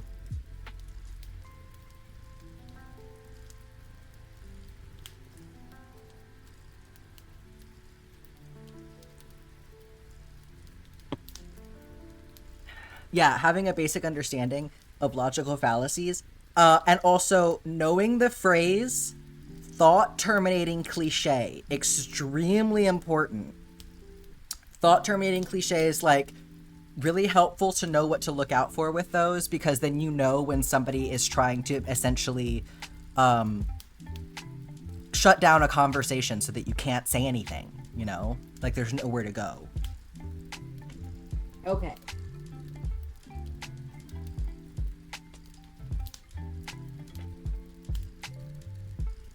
All right, deep purple.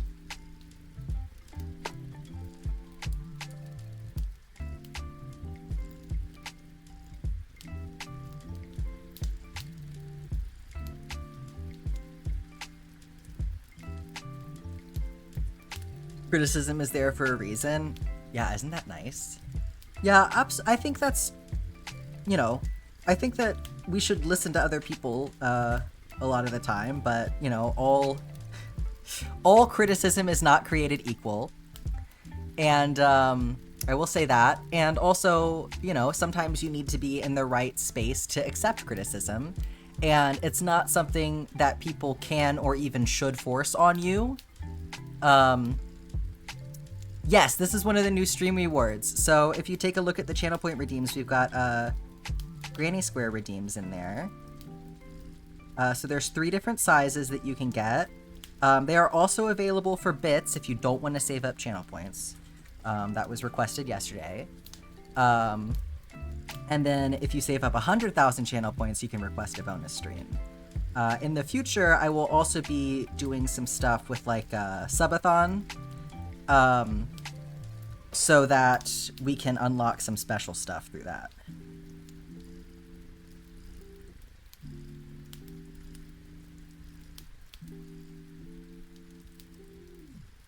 Oh god, Kiri, that's awful. What will I do with the granny squares? So this first batch of them, it's not that I don't want to save points, I just want to redeem faster. I'm not judging you, I appreciate it. Y'all can give me money all you want to, I'm not complaining. The first batch of squares, I am going to use to replace the background. So this will be the new, it'll be the new desk mat, essentially, for stream. And so that y'all get to actually experience what you've helped me create. And we'll go from there. I might have y'all vote on something. I'm also thinking it might be cool to make a backdrop for when I do videos and stuff. Like something I can sit in front of. Because I definitely want whatever I make to be something that y'all still feel like you get to enjoy, you know? It doesn't just like go in my closet and then you never see it. Yeah, save up for one of your signature colors, absolutely.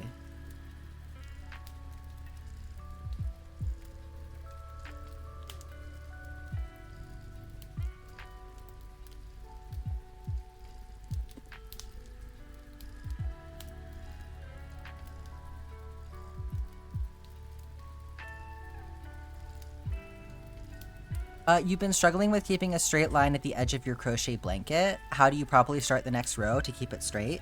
So, for a beginner, I would recommend utilizing a stitch marker at the end of your rows. So I can get some...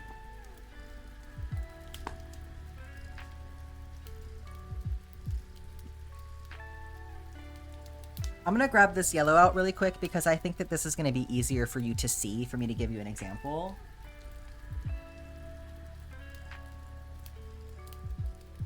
And a slightly bigger hook. So...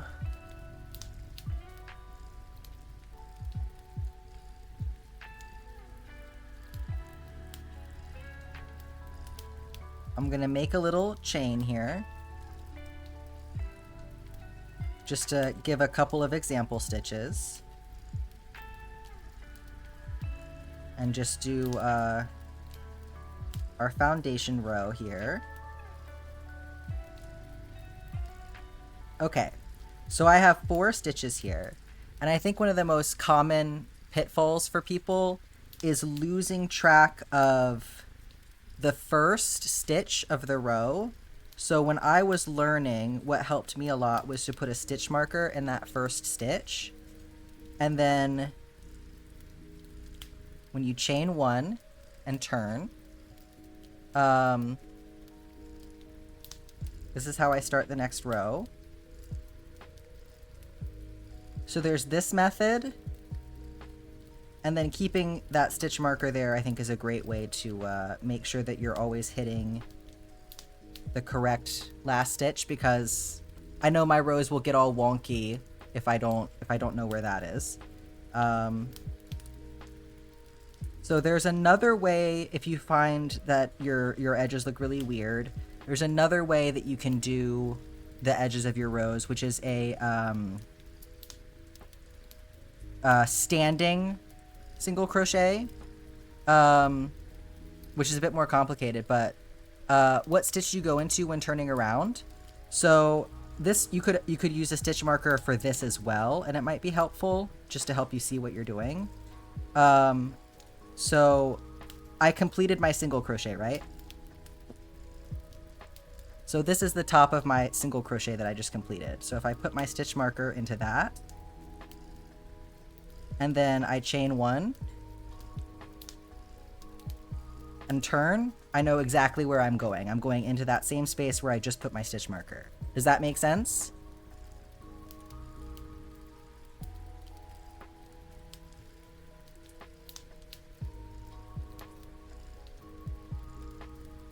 Let me know if I answered what you were asking. Okay, absolutely. No problem. Okay, what did I miss? But yeah, I think, like, when you're starting out, the stitch markers help so much just for you developing, like, your ability to figure out what you're even looking at. Okay, we were talking about something.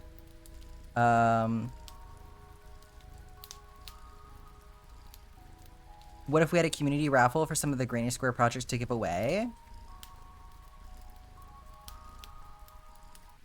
That's how you use the show me something redeem. Yeah. You gotta click on stuff and read the descriptions, man.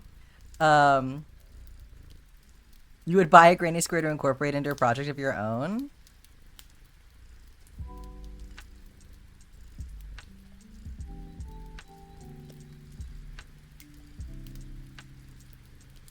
Yeah, absolutely. I mean, that's what stitch markers are there for, right?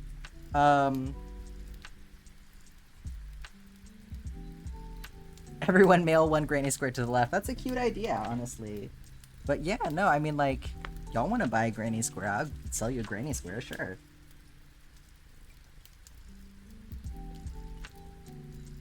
Okay, red. I told people yesterday, if you have like a specific idea or something and you want to pop it into the suggestion box on the Discord, that's super helpful for me so that I don't forget what we talked about while I was live, because as soon as I end stream, everything that happened flies right out of my head. So I have to, like, if I'm going to change something, I have to do it immediately after stream ends or I'll forget.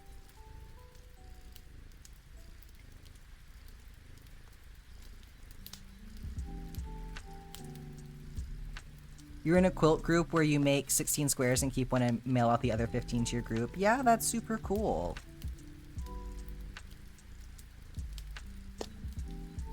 Could always do, like, just depends on how many people are in the pool, right? But you could always do, like, each person gets 2 or something.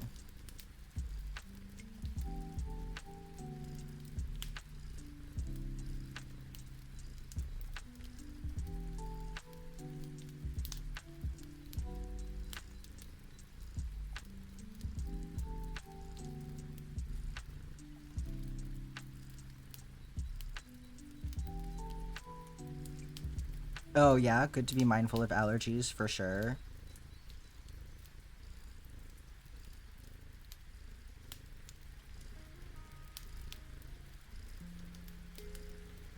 Yeah, I have that at the bottom of my shop page. I'm like, be aware, all of this stuff was made in a house that has cats in it.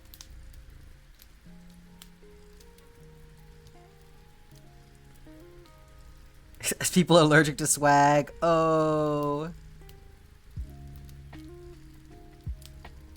Wow, it's unbelievable how cool that comment made you seem.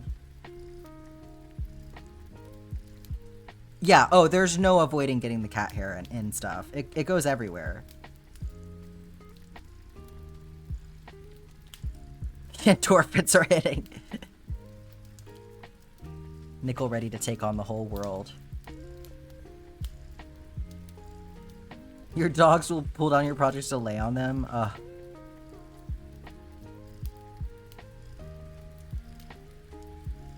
How many cats do I have? I have 2. I had 3. One of them passed away in December, but I still have 2 beautiful little babies. They do make a cameo on stream now and again. Agatha is a brown tabby cat, and then Carmilla is an all-black kitty cat.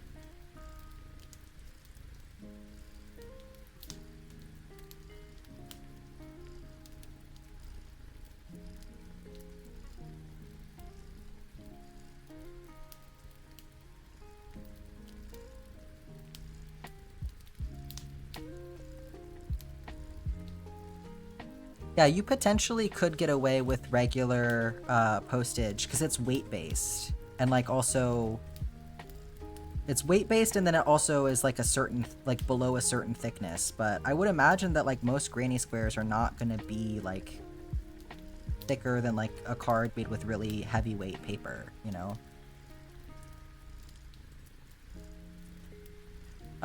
The cat stitch markers your bestie got you for your birthday? That sounds super cute. I don't think we did see that, no.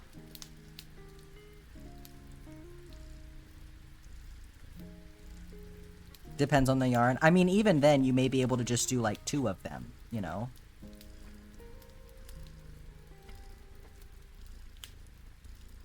But yeah, for something small like that, postage shouldn't be a ton.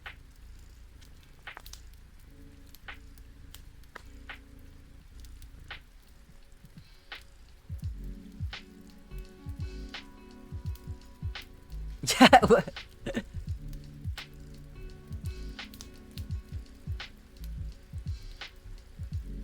Yeah, I do end up with my nose in the camera whenever my cats are here.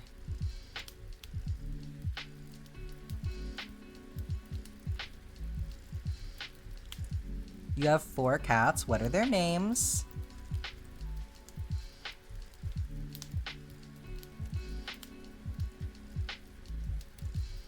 You love her so much. Yeah, I mean, how could you not love the baby? I need everybody's kitty cat names.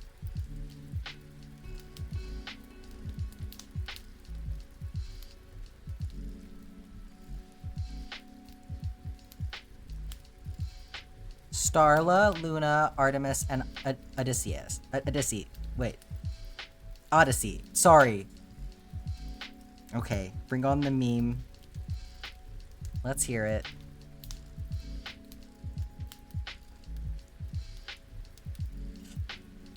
Daisy, Harry, I know, right? I just went straight to Odysseus. My god. Turkey, that is so cute. That's a cute name for a cat.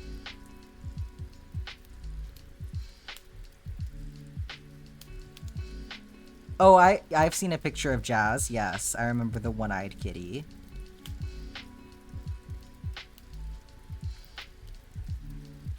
You haven't had a cat since Claws? Oh, hell yeah, Scarlet. I'm excited to see them.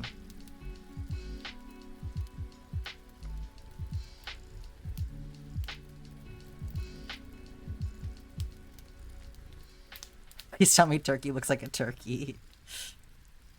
One of my friends has a orange cat, and there was an excellent picture of him the other day up on top of the cat tree with his back turned to the camera, and one of his legs stuck up in the air, and he has little white paws, so he looks just like when you have the, like, turkey and then it has the little white caps on the legs. So yeah, cats looking like turkeys. It's more likely than you think.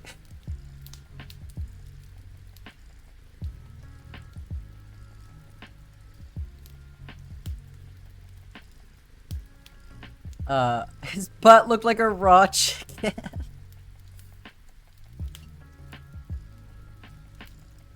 What?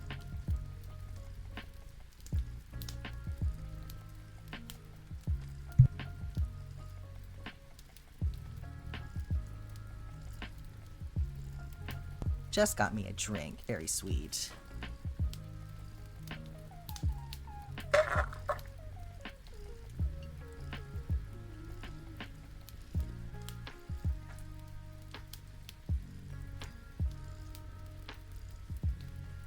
"11-year-old calico named Tiger Lily and an all-black 10-month-old kitten named Crow." Those are really cute names.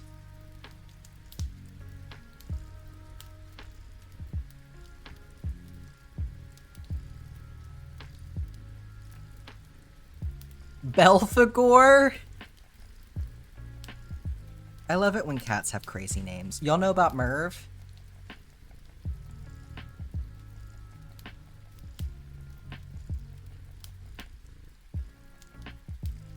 Bagagua! Okay, so y'all know about Merv. Sometimes, Carmilla sees Bagagua.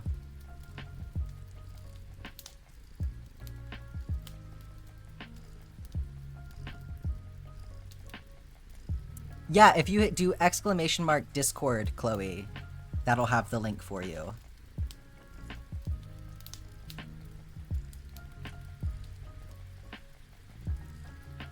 Thank you, Zephyr.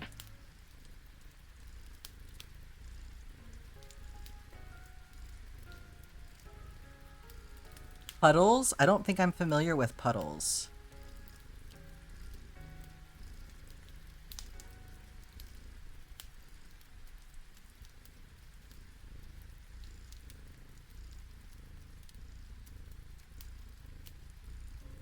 Oh. I know all the little janky kitties on the internet are so sweet. Wobbly kitties.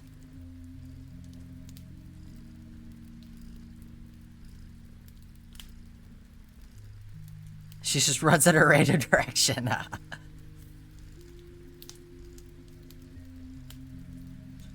Like, they're so sweet, and I'm so glad that kitties like that, like, aren't bothered by what's happening, but oh my god, sometimes I have to look away, because I start getting, like, this, like, crazy, like, restless feeling inside of me, watching the cats, like, struggle to, like, get to where they're trying to go. Sometimes it's too much for me.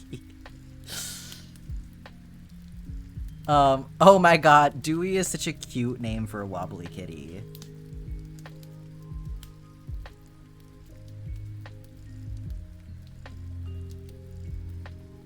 Yes, please, always feel free to send me cat videos.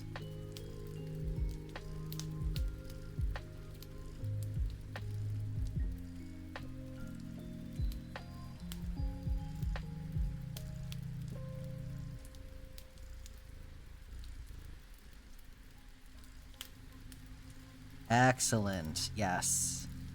We need all of the cat pics.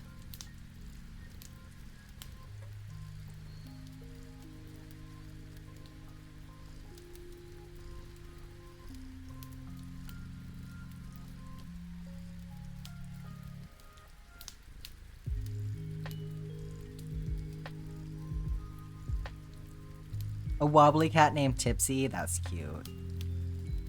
Nimbus the cat? I don't think I'm familiar. I might be. There's a bunch of birds that I really like.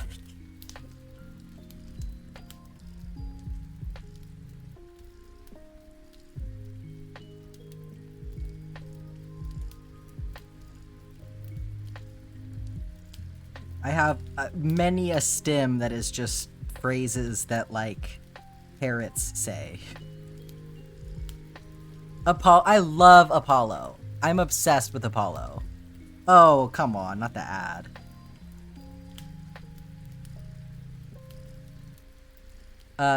Dogs and humans can also have the cerebral hypoplasia.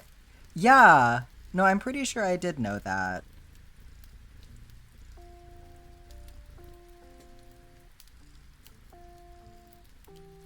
I feel like it's cuter when cats have it, I feel like. You know, part of it is that they're so much closer to the ground. It's like when they fall over, it's not as big of a deal, right?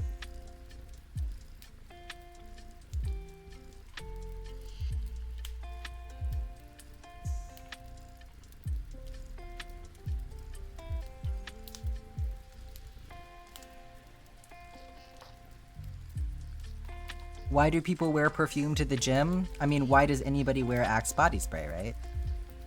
I came here to stink. To each their own, I guess.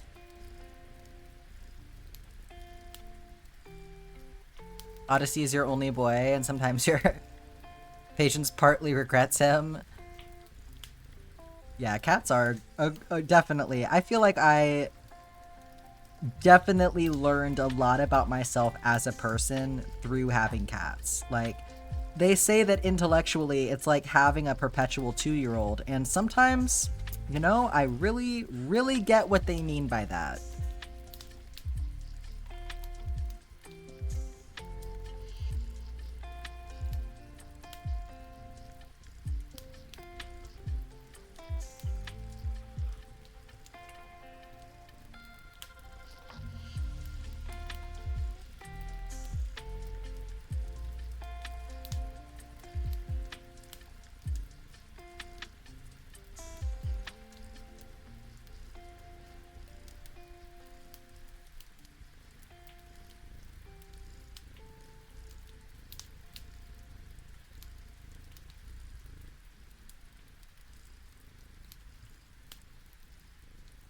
Your dogs throw themselves to the ground sometimes. Dogs are so funny.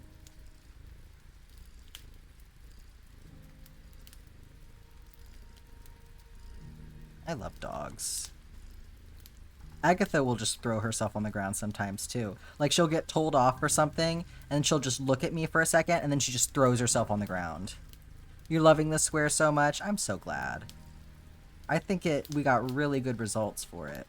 I tried to pick colors that I felt like any combination was gonna have a nice result, but I think this was particularly cool for being a random pick. All right, there we are. She's beautiful.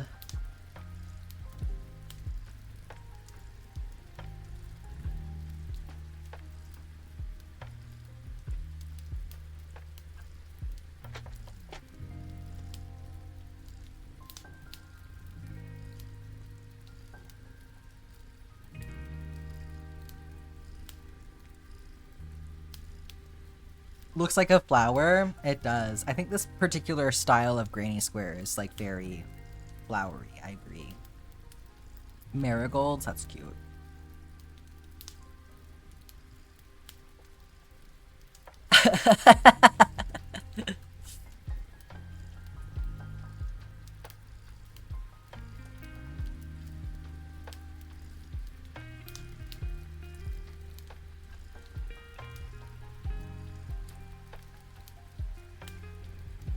I hear it trill.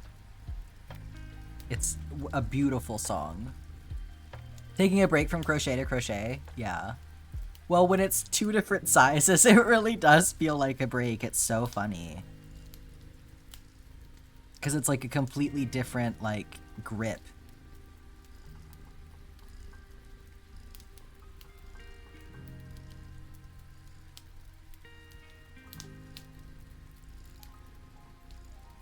Your childhood cat passed about 2 years ago, but her favorite activity was annoying your mom. Kitties. Rascals.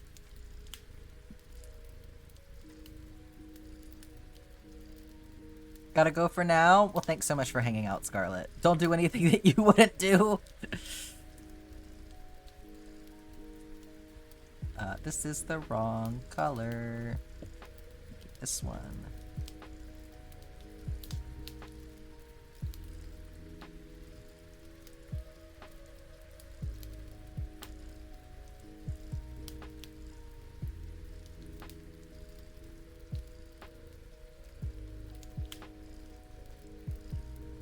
She would stand in front of her when my mom was laying down watching TV and walk extremely slow in front of her. My cats will do that sometimes, where like Agatha will just come up and like stand in between us and the TV, and it's like, girl. It's like she knows. I mean, Agatha is super smart, but sometimes she's just silly. She does like to watch TV, though. It's very cute. Mason the Mischievous, hello. Thank you so much for the raid. Welcome in, everyone. How are you doing today? I hope your stream went well. My name is Jack. I am a crochet artist. I do a lot of streams specifically focused on crocheting, and I also have, I'm playing Stardew Valley as well some days. Currently crocheting the Stardew Valley world map, which you may recognize. What were y'all up to today?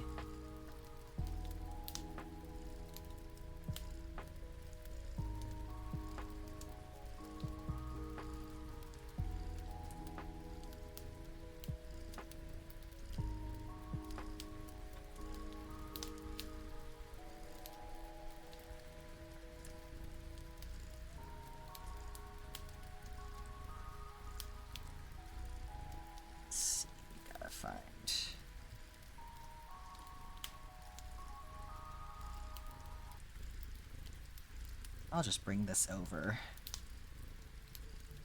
Playing some Fortnite? Oh, thank you. Well, we appreciate you joining us. I'll show off the whole thing for you in a second here.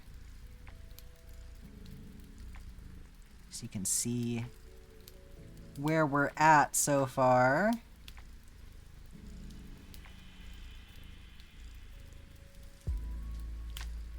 How's this season of Fortnite treating you?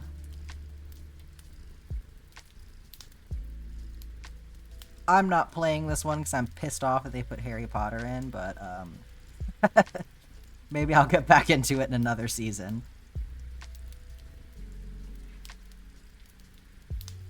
You crocheted a mini ghost with thread since Clint brought us over here the other day. Oh, that's awesome. How'd you feel about it?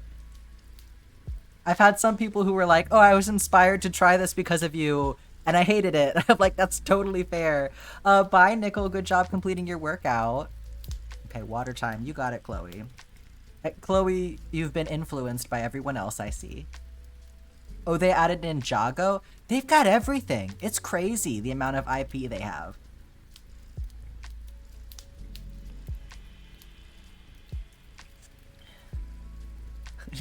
Nickel's final act before leaving is to make me stretch.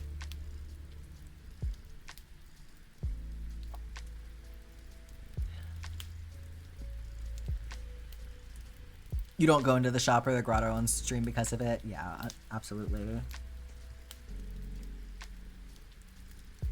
I'm just like, I know sometimes that when there's free stuff like that, sometimes at the end of the season, it'll just kind of get automatically put into your locker. And I was like, I cannot even deal with having this in my archive. Like, I don't want this anywhere near me. It'll piss me off so bad if I have to have it in my archive. You enjoyed it besides the magic circle? I mean, a magic circle is gonna be the way that it is, right? There is no free HB stuff? Oh, that's good. You're building Diagon Alley right now? That's cool. What are you building? Oh, you're doing with it Lego, right? I bet that's fun.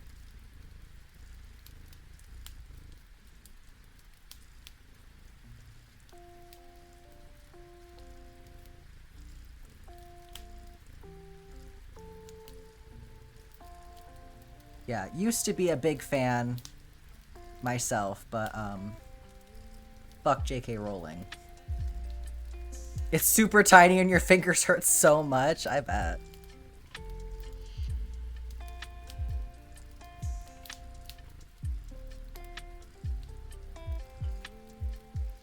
Okay. It's themed with it, but the gifts aren't actually in it. That's good to know.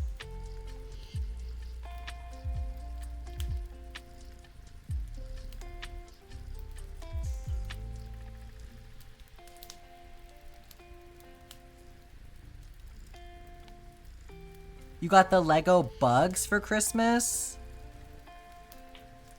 No, I get it, Chloe. It's like, for me, I really wanted to be able to, like, preserve my enjoyment of it as, like, a concept and not let it be, like, completely ruined for me, but it was just too personal. Like, I couldn't do it, you know? So, there's still definitely a responsible way to, interact with the content, but it's just not something that I even want to deal with on a personal level, so...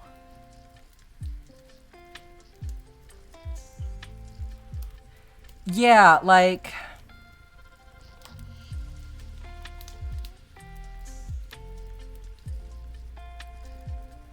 It's one of those things where it's like there was so much possibility there, and all of that just got completely destroyed so fast.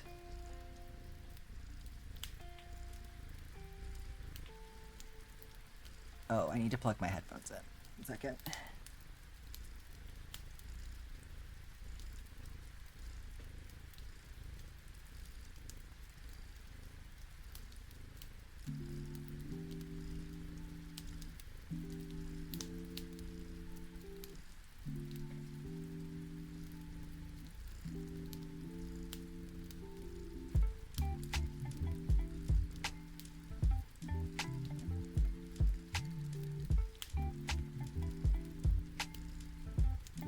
Yeah, ultimately I don't want to spark up a conversation about it in my chat, just personally.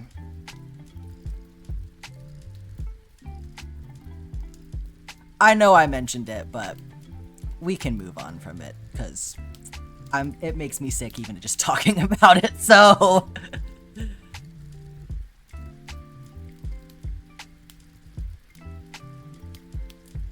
Let's see the... Oh, thank you for reminding me. Good point. I'm supposed to be showing this off. Okay. Here is the whole map.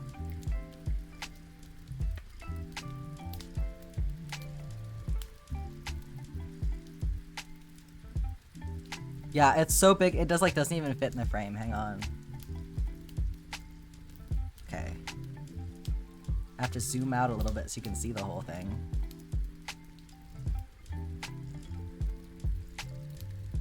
So we're 1 row away from the bridge below the waterfall.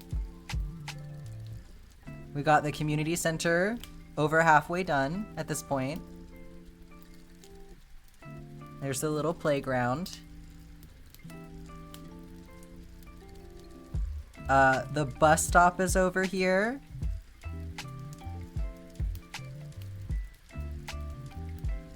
And then there's the farm. And I really like how the hills are looking. I think this is so pretty, like the definition here. The back is a little crazy, but it's not so bad because all of this is very much out of my way. I'm only having to deal with the top row, so, you know, that helps.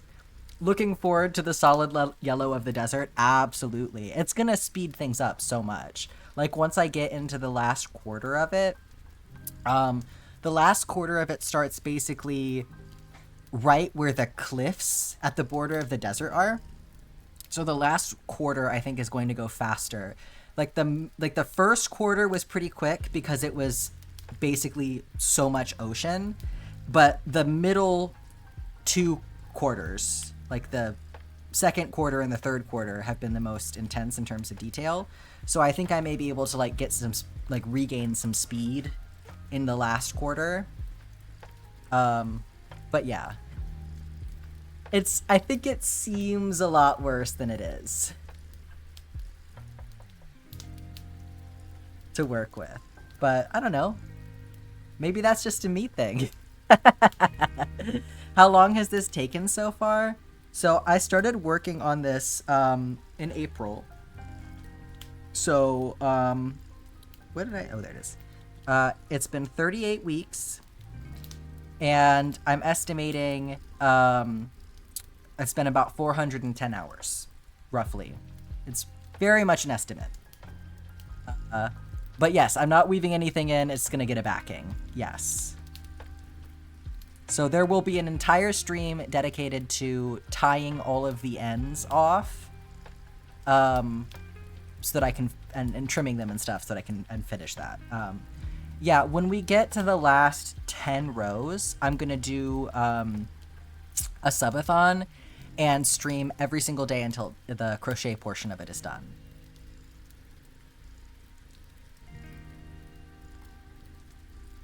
I fully appreciate and accept my eccentricities.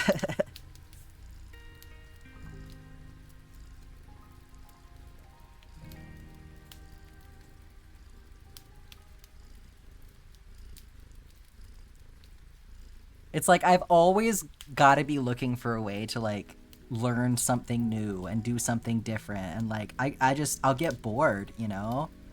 So for me, this was like the natural next step, because like I made Sebastian's portrait, which was like, you know, where I developed a lot of the skills that I'm using in the map.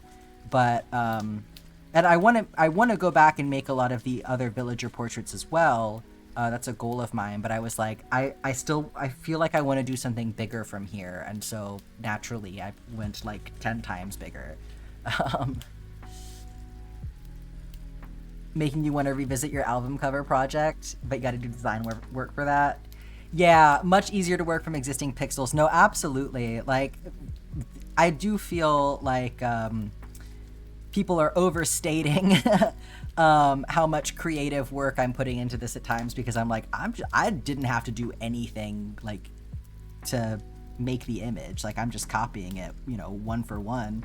So in a lot of ways, that's pretty darn easy for me. But you know, obviously the difficulty in this case is not about the design, it's about like the technical aspects of it. So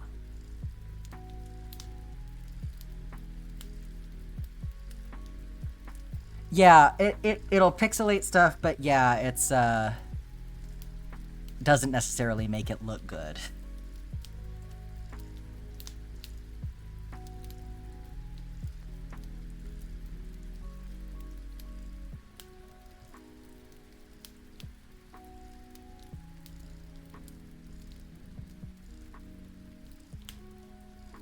And there's a lot of, I feel like there's a lot of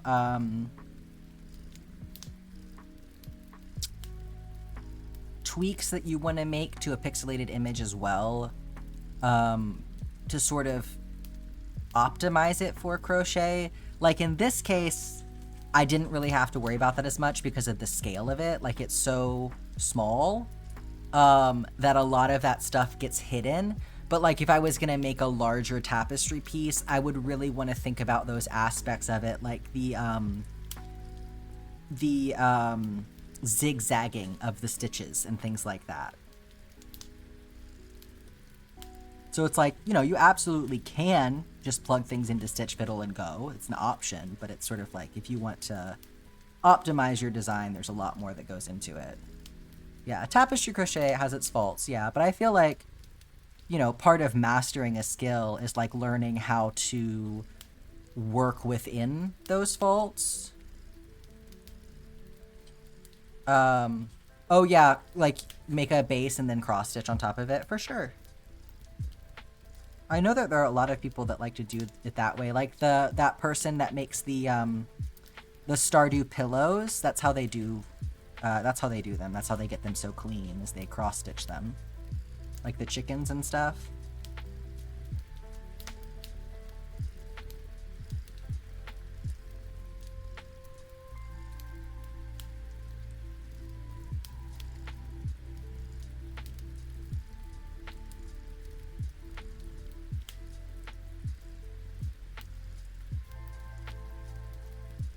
The road is nice too. The road is a little section I get to speed along. You're back and making pasta. Welcome back, Shy. Time to eat your special snowflakes.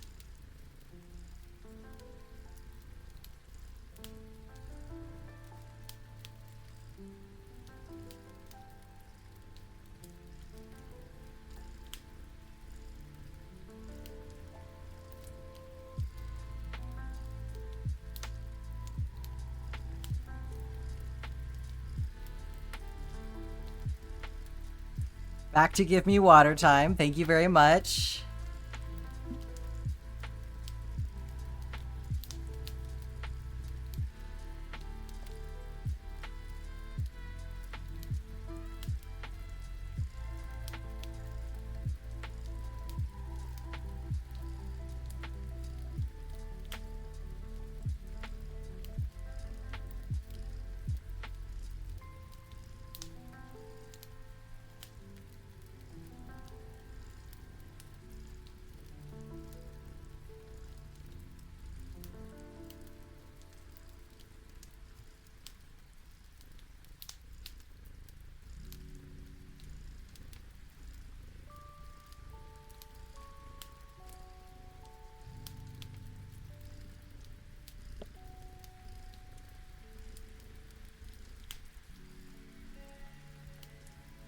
You're loosely rearranging the living room? Been there. I used to rearrange my bedroom all the time when I was a kid.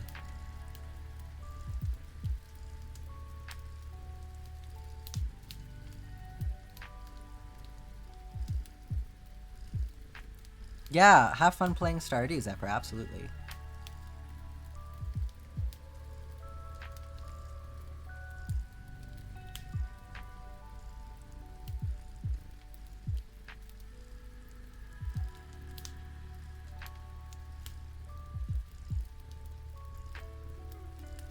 Hoping to get a baby with Abigail soon. I wish you the best of luck.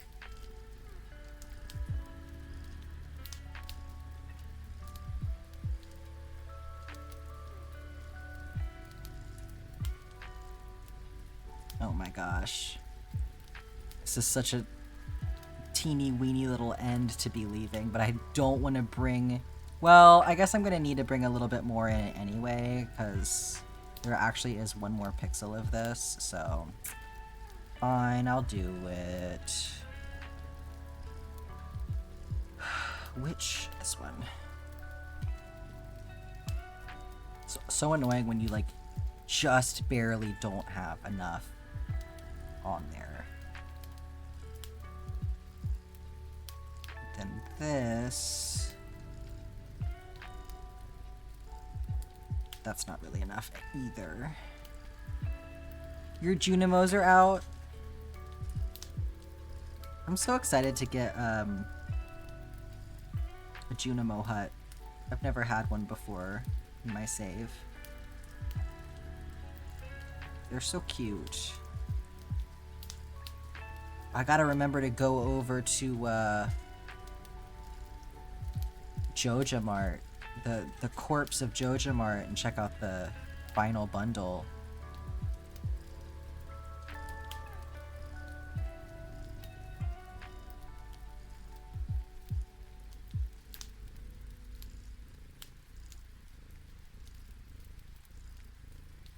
You used to rearrange your room weekly? Oh my goodness. Have you heard of grave seasons? I don't think so. Sometimes suggested for autistic people to work on flexibility. Yeah, that makes a lot of sense.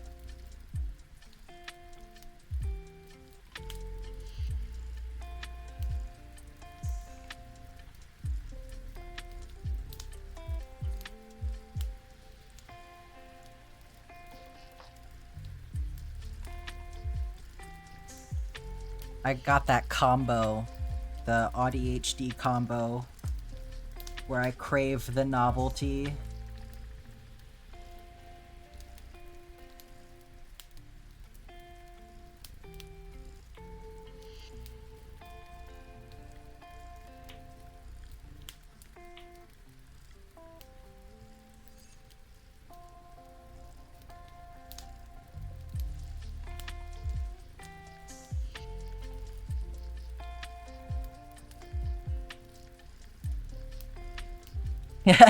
You know, I was kind of getting that vibe, and I'm not gonna lie. I was like, I feel like you're in the right place.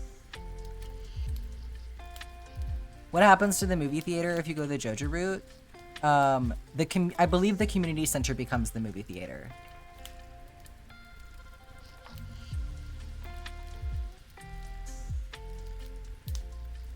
It's a farming sim in development, but on each playthrough, a different character is a super. Oh wait, I have heard of that.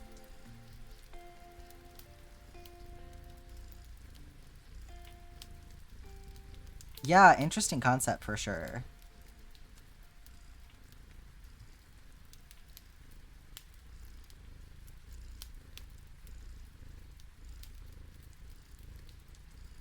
God, so many games, so little time, right?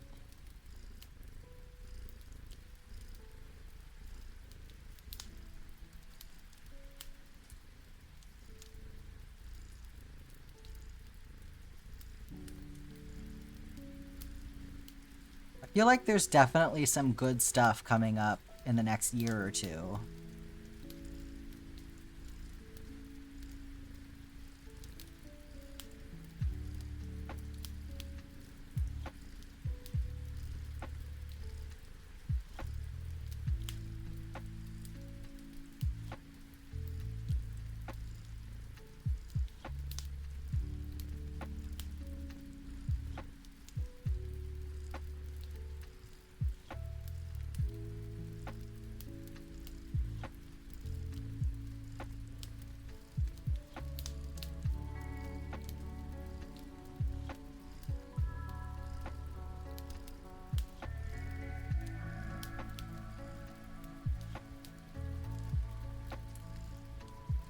Somebody sat down and played Harvest Moon and said, okay, but what if Rock was a serial killer?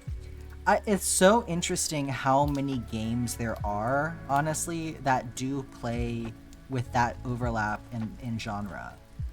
I think it's very interesting that that's like such a popular niche, you know? Because it seems so specific, but yeah, absolutely. Have a great rest of your day, Chloe. Thanks so much for stopping in and hanging out.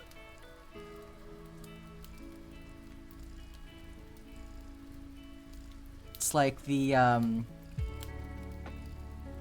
Venn diagram of like the Dead by Daylight community and the Stardew Valley community is a circle.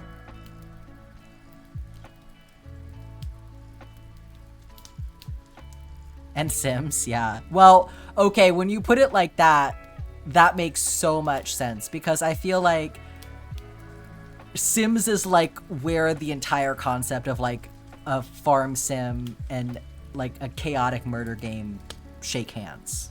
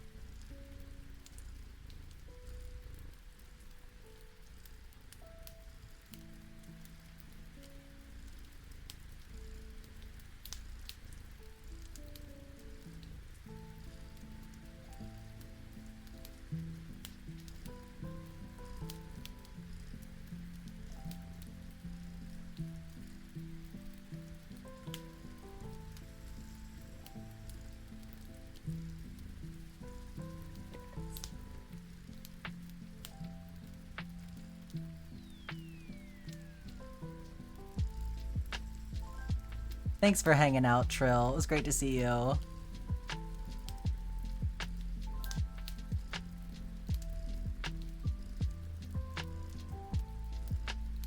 Yeah, Sims 1 was such a good time.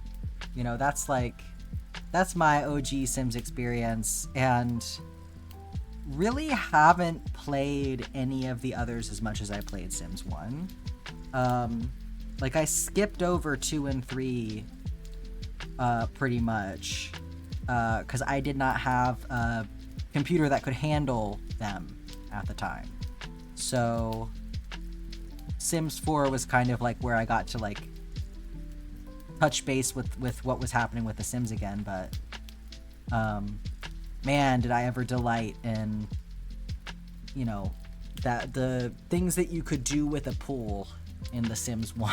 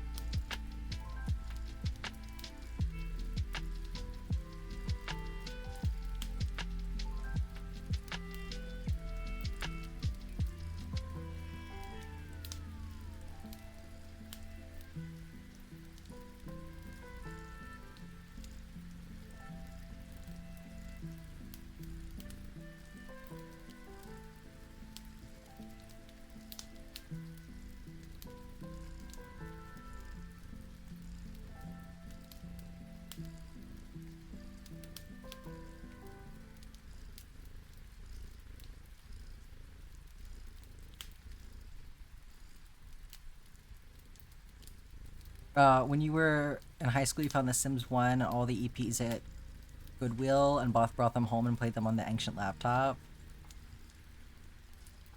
That's so awesome. Hi, Frazzle Duck. How are you doing? We're making progress today.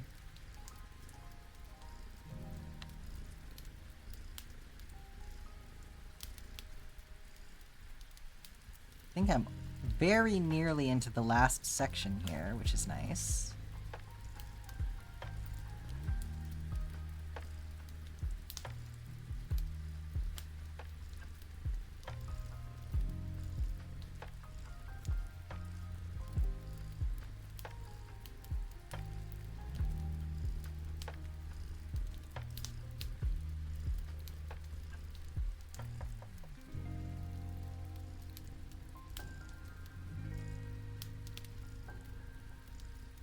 Obsessed with the Sims 2 music video era? Yeah, Jess has told me about that.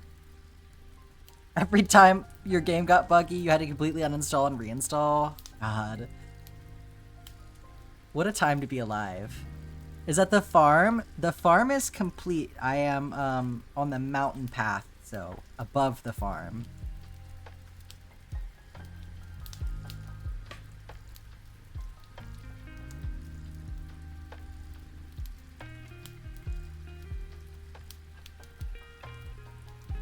So we're heading over to the rolling hills below the desert at this point. Look at all those parsnips.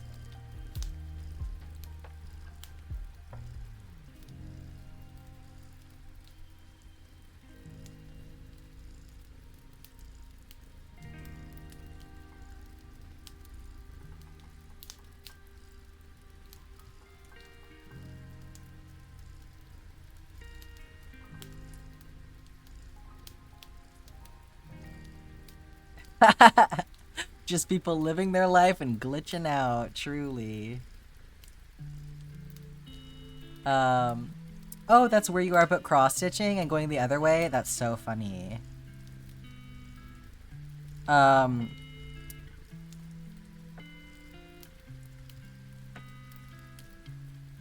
we talked about this on social media? Possibly not, but I've had people DM me that have been like, I'm cross-stitching and like going in the other direction. So it's funny if not, because it's like you're not the only person who has said that to me in that case.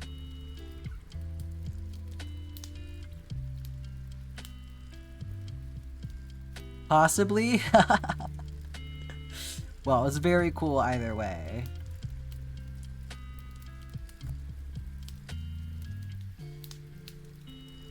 Yeah, I really did not realize, like, how many people had cross-stitched the map until I started doing it. Like, I think it's really funny that it's like, I've never been in the cross-stitch community, just in terms of, like, what my algorithm is showing me. And this project completely changed that now. Like, I feel like I'm an honorary cross-stitcher. Like, I do I guess I should say, I have done cross stitch. I can do cross stitch. It's just not something that I do a lot because like I would prefer to crochet. But I feel like I'm an honorary cross stitcher because of this project. Just from the reception I've had. Imagining a small army of Stardew cross stitchers? I mean, basically. What if we high-fived at the same pixel of the Stardew Valley world map? No, for real. And you personally can't crochet, but you like watching me do this? Well, thank you. I think it's nice either way to have like a buddy while you're working on stuff, for sure.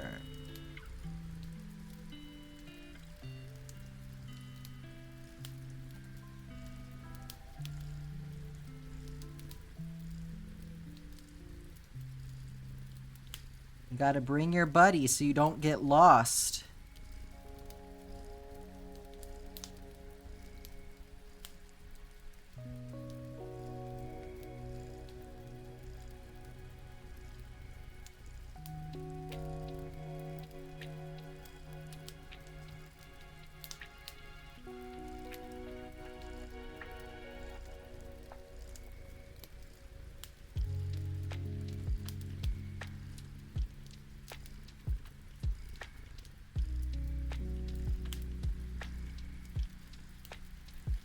Does everybody have their fiber buddy?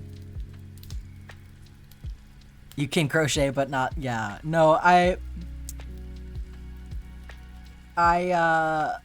fully accept this is a special niche of crochet. You married your fiber buddy? That's so cute.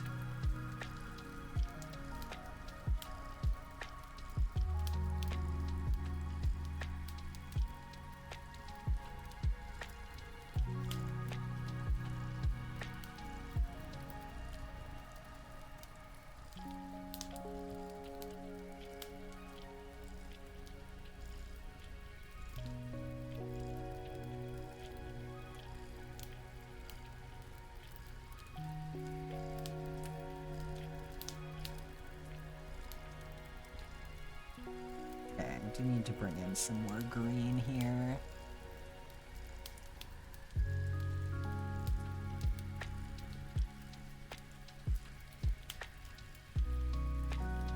Time for Skull Cavern run.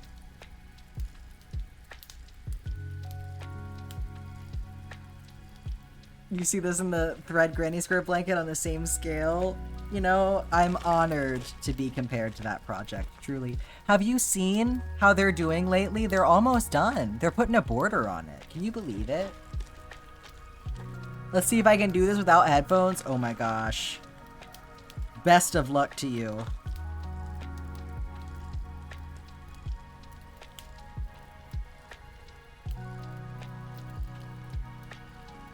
You're on Ginger Island? What is your goal for Ginger Island at the moment? Have you gotten all your coconuts yet?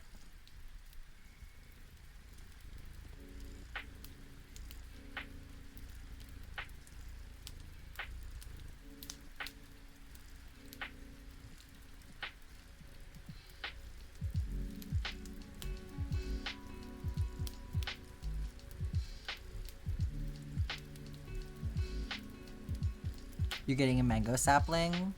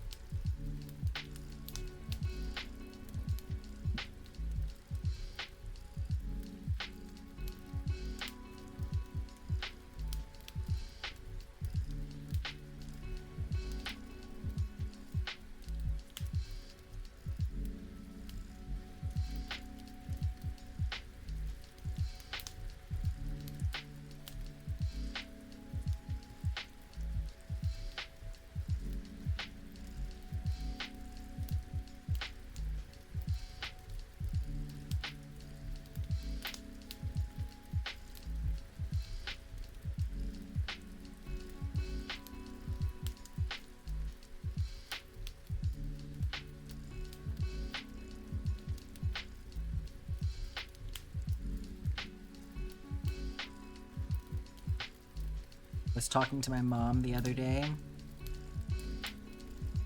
and she was like, oh yeah, the hard part sometimes of like being a creative person is coming up with the ideas. And I was like, that's not the hard part for me, is having enough time to execute all the ideas. Like, I feel like I know what I want like the next 10 years worth of projects to be. Like, I'm just remembering right now that like I want to do Ginger Island after this. Not like the super detailed map of Ginger Island, but one that is like actually to more to scale with this map. And I'm like, God, I'm so crazy.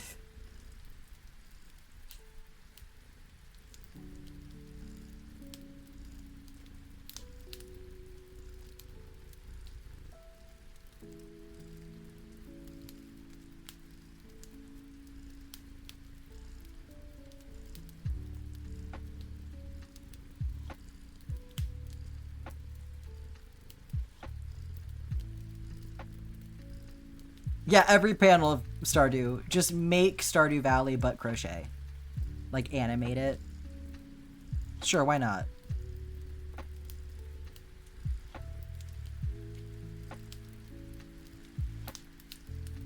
One sec, y'all. I'm gonna run to the bathroom really quick.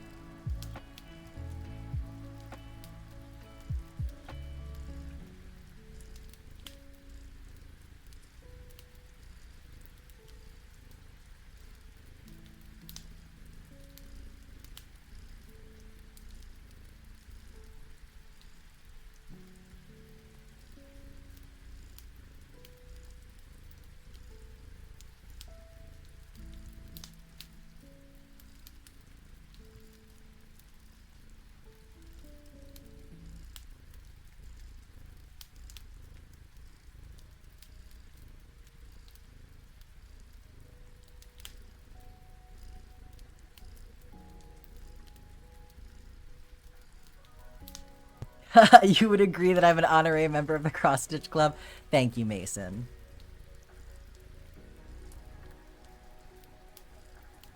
You're planning on cross-stitching the Ginger Island map as well? Do you know what version of Ginger Island you're gonna do, Frazzle? I can show you which version I'm gonna do. I have the image for it already.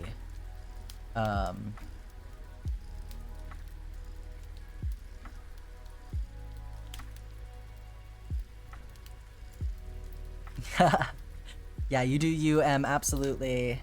Stardew Valley. Image.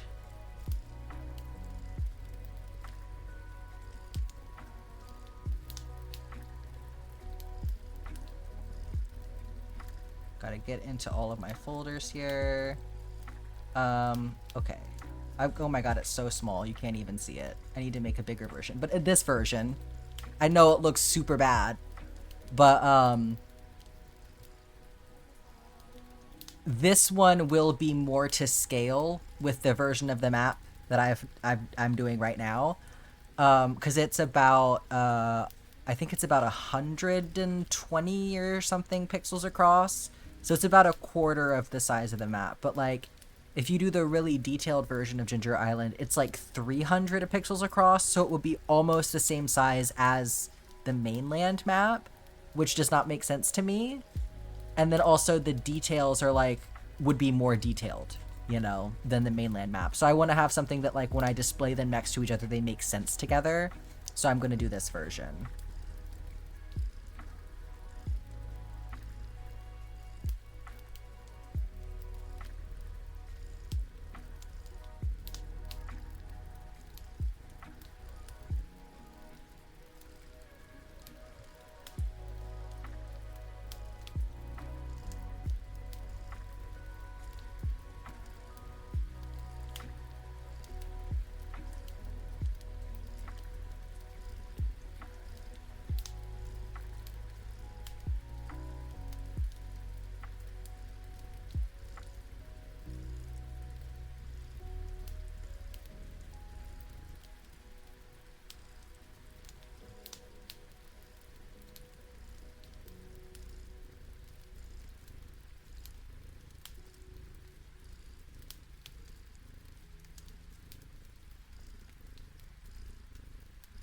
Time to switch over. Before I do this, before I make things more complicated for myself.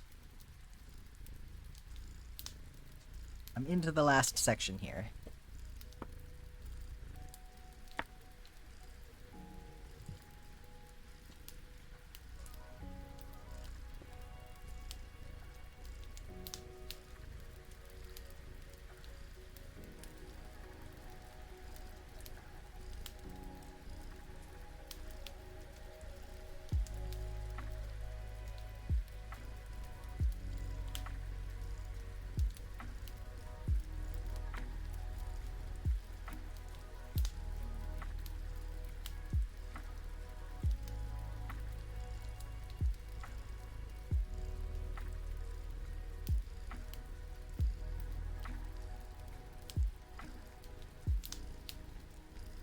Yeah, here's the fun part. People ask me how I keep the map organized, and it's gotta go through and periodically, or keep it from getting tangled. It's because I gotta go through and periodically comb my fingers through it to get the tangles out.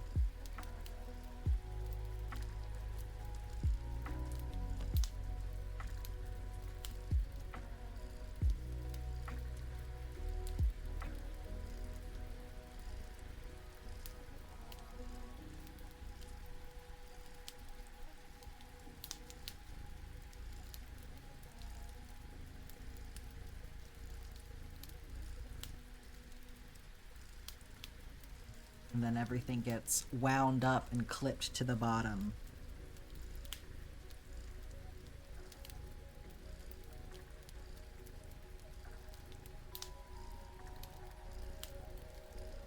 So that keeps my working floss nice and tidy.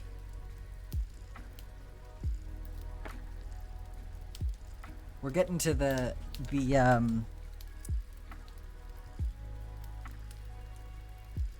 to the point where the map is getting so tall that a lot of those longer pieces aren't long enough to actually clip to the bottom anymore.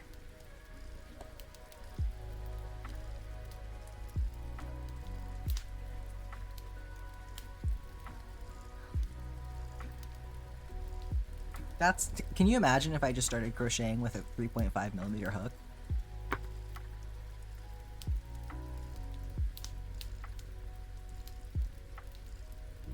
Fortunately, I don't think I would even be able to make that mistake because I wouldn't be able to fit it in the stitches.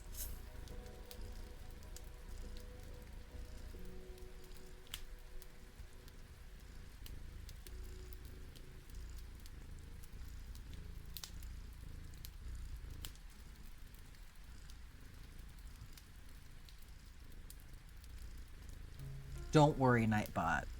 I am so well hydrated today. No one needs to worry about that.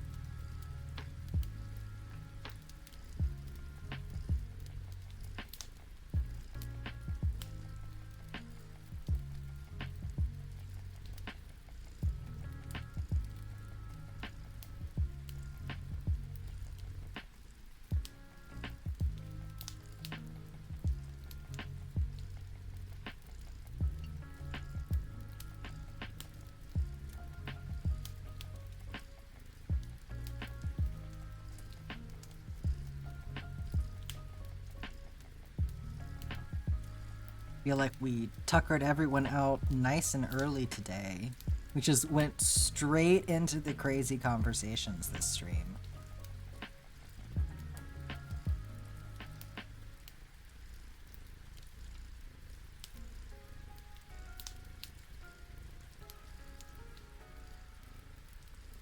Nice little pre-nap time activity, right?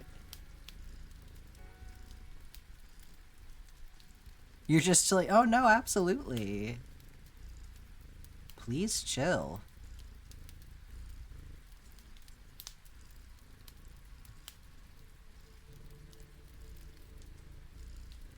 You are not obligated to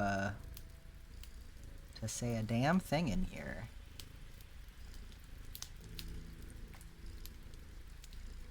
I just think it's funny that it's so, like, backwards today.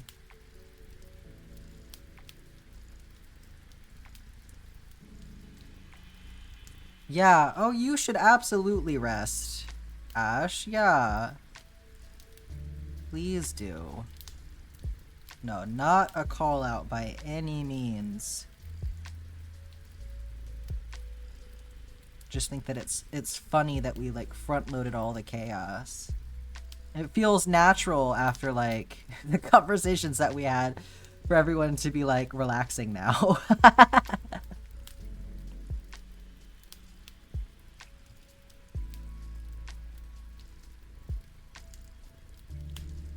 Let's see. That's not right.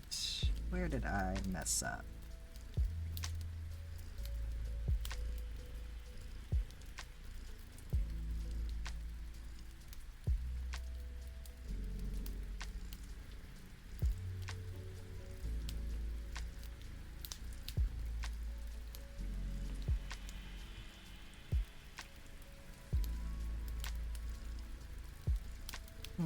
I don't know.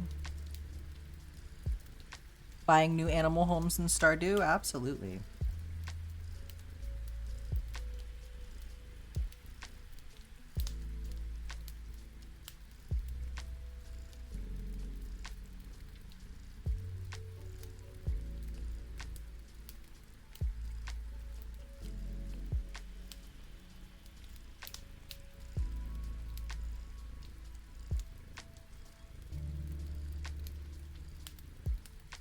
Just casually correcting my mistakes there. No problem. Probably just miscounted somewhere along the way.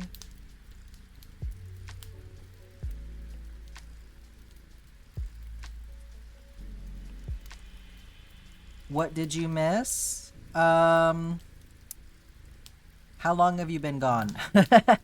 Not a lot. I feel like we calmed down a little bit after our craziness earlier.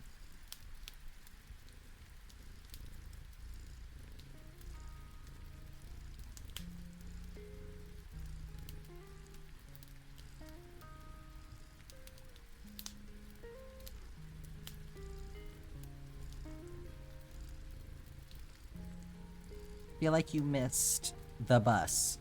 You're craving some chill vibes now? Well, we are fully into chill vibes territory.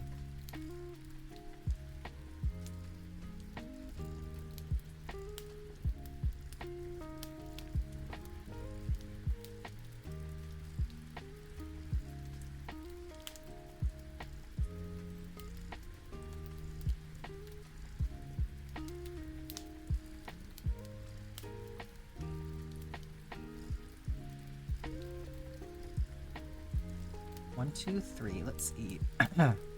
3, 4, 5, 6, 7, 8, 9, 10, 11, 12, 13.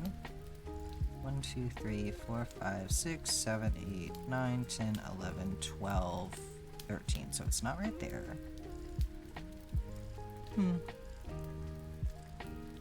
No idea.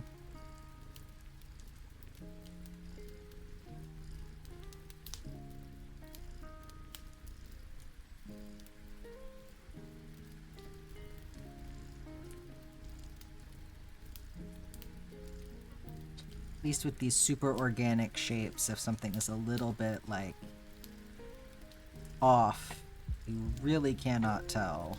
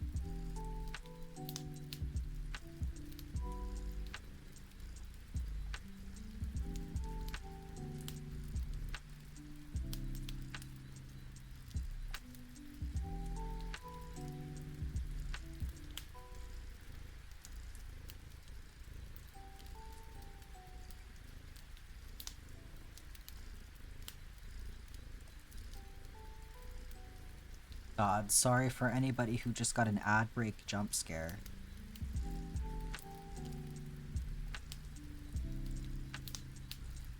Sure, that's the exact opposite vibe of the stream right now.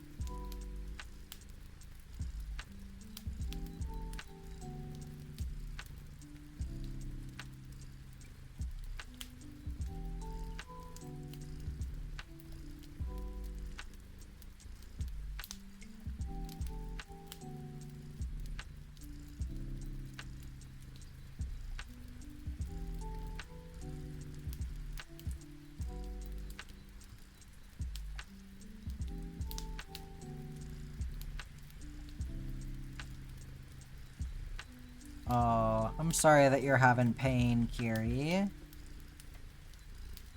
But, you know, that's a nice excuse to read, right?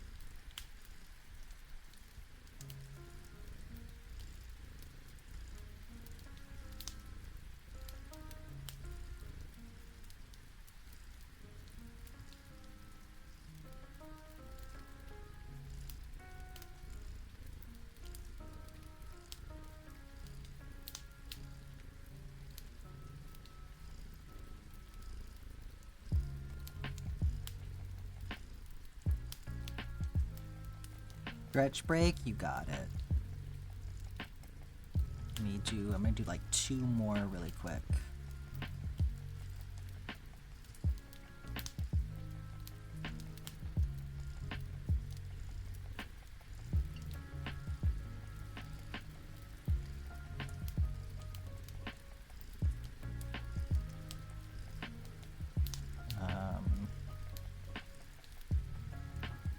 Bring this over so I can kind of anchor this.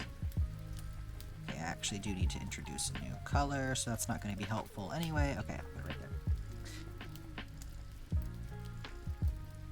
Yeah, puff stitches make your hands achy, so group stretch. Absolutely. You have a reading addiction, Kiri? Absolutely. What are you reading right now?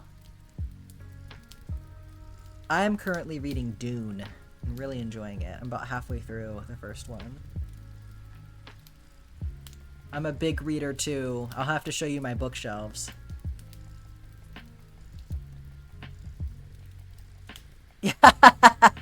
You know, Scarlett? Oh, fanfic? Absolutely. Absolutely. Care to share your fandom of choice? No pressure.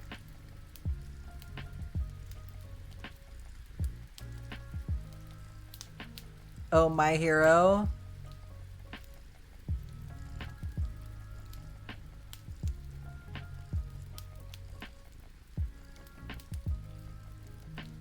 Yeah, it's a nice way to keep your favorite piece of media going through fanfiction. Oh, hopefully good emotional? Yeah, that's a good point.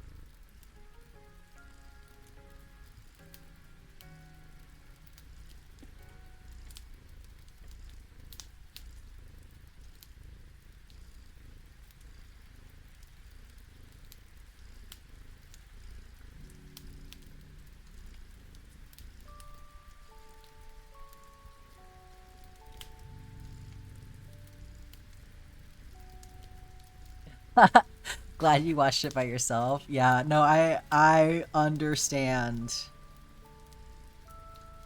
It's nice to have space to have those big reactions.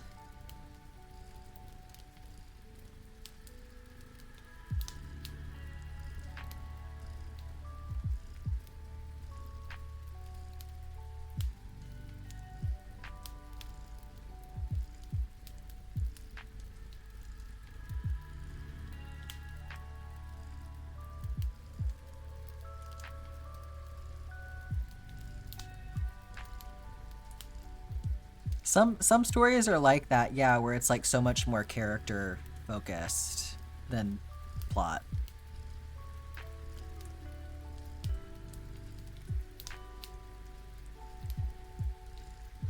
I do enjoy that from time to time. I think it needs to be like intentional, you know? It annoys me when it comes about because it's sort of like we forgot about the plot, but when it's like we always intended this to be more of a character study, like that's the good stuff.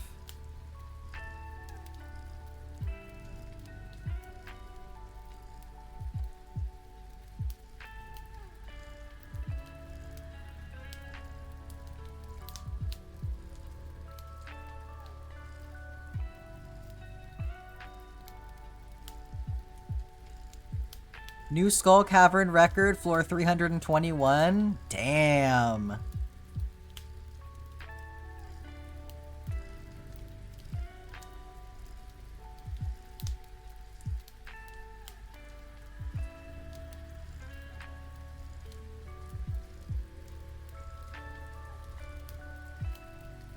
The wrap-up felt rushed.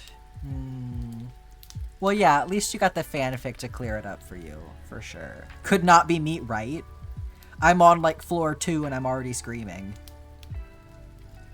But I still have a lot of buffs left to get and things like that, so I'm sure it'll get easier for me once I have, you know, more, like, improved weapons and all of that stuff at my disposal.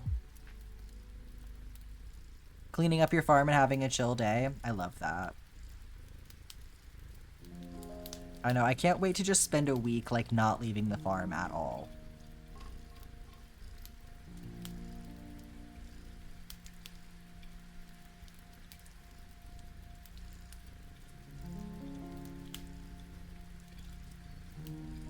You're working on 3 fanfics simultaneously? Reading or writing?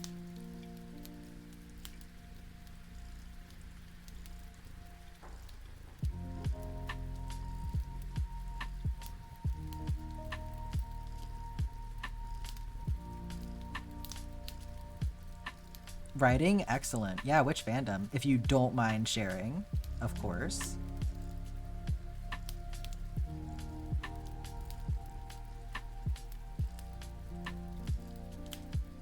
Oh, My Hero as well? Hell yeah.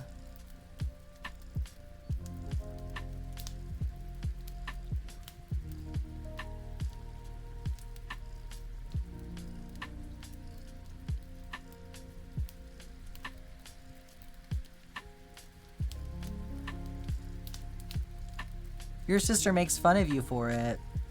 Some of the best books ever written were fan fiction. We consider them classical literature now because of time passing, because they're so much older, but no, at their core, they're still fan fiction. So I think it's silly to make fun of fan fiction authors, because it's kind of just sort of like ignoring the history of literature. Oh, the fact that it's My Hero?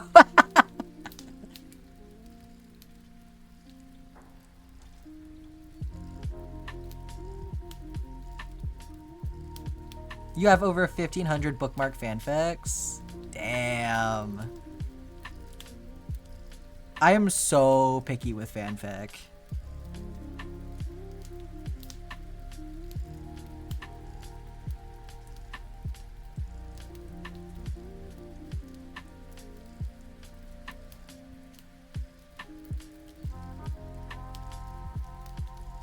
Why couldn't it be something respectable like Homestuck?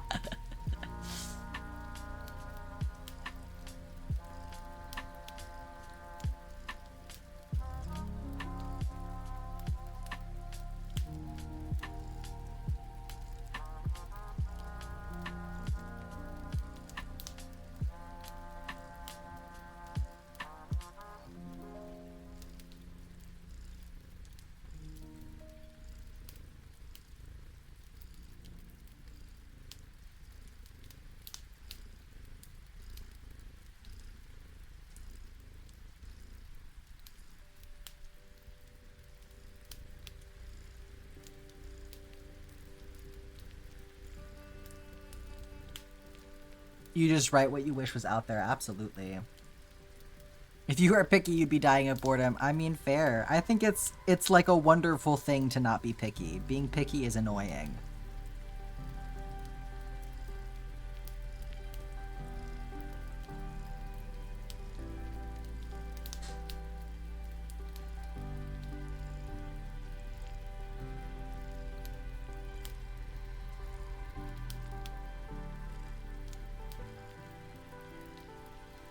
The angst hurt comfort. Oh. A classic. Exploring being queer in a small town through the perspective of characters I relate to. Yeah, that's a lot of fun. I think using characters as like templates, like characters that you love from other works is like a template onto which to explore something else is almost like the function of fanfic in a way. Like, well, I mean, there's just smut element of it too, but like, you know, there's different genres. So I feel like one huge element of fanfiction is definitely that sort of like processing tool. Nicole, are you good? Welcome back. You're having your dramatic main character moment over there, I see.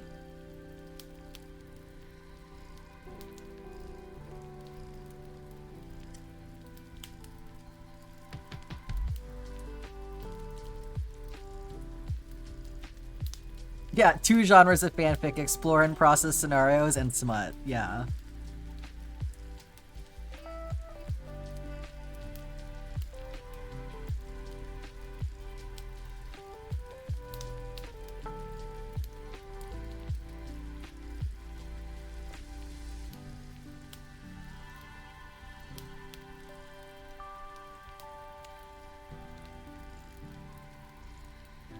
Yeah.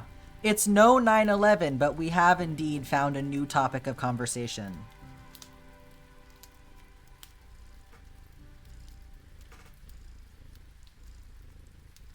Found family is a good one.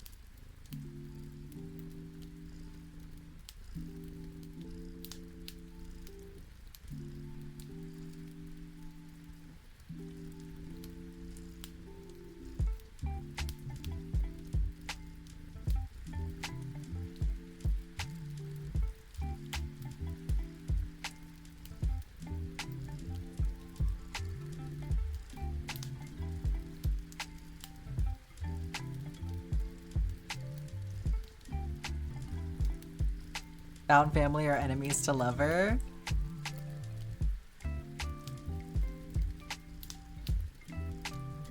Give me yearning.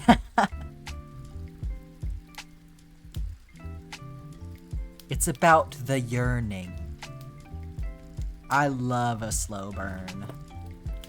I like some payoff with my slow burn, but I love a slow... If it's not a slow burn, I don't want it.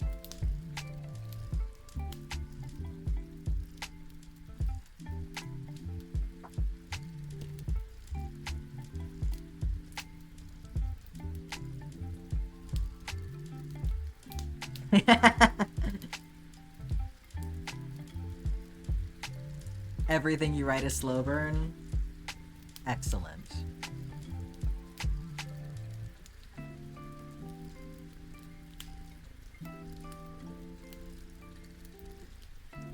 We finished a row, we did indeed.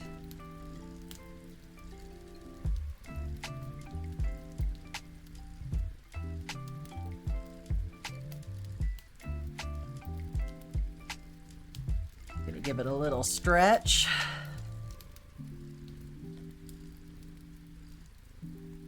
The bus is so funny. Look at it. It's gonna get windows soon. Community center is getting its roof.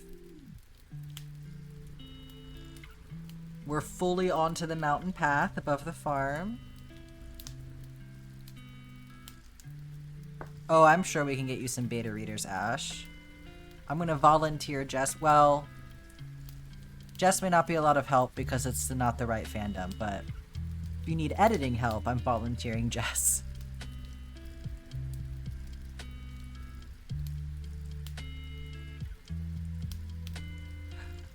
There's a Stardew mod to make the bus the Oscar Mayer Wienermobile. That's fucking incredible. I need you to send that to me. I'm not doing cosmetic mods just yet, but eventually I will be going all out with them in my stream save.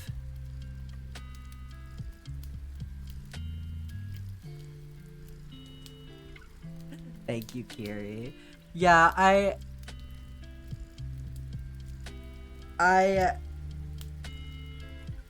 this is why I don't want to like do anything with the ends while I'm working on it, because like for me, I feel like I can hyper focus on it because like I'm not like breaking my stride really. But if I was having to like stop and weave in ends and tie off things, like it would annoy the shit out of me.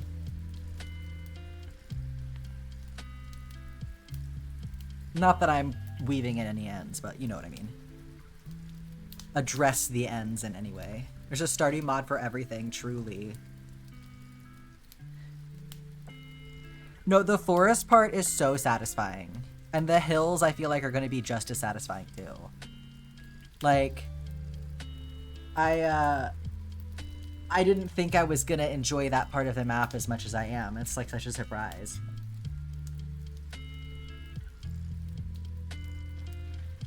Oh my god, Ash the typo. Not that, Zephyr.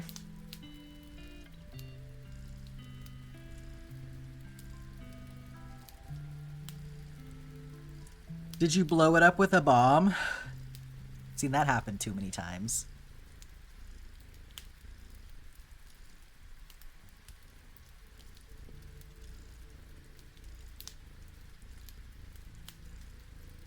Okay. Oh, speaking of 9/11.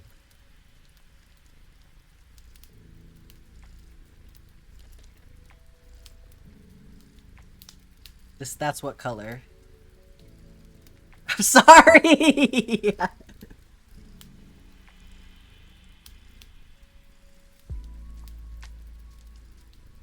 Look, it's just there, okay?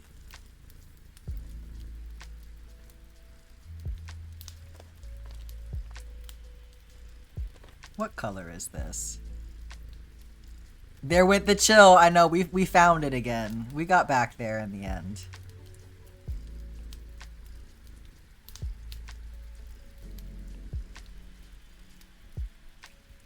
What am I? Oh, I see. 3364.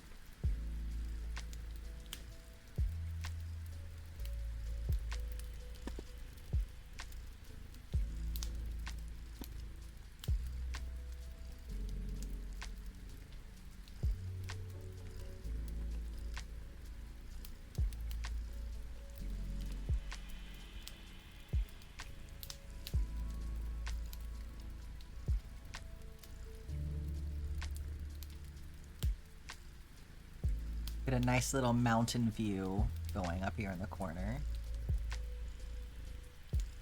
Need to like turn the grid off for this. I don't think I can, it's too small. Anyway, just leave that up there.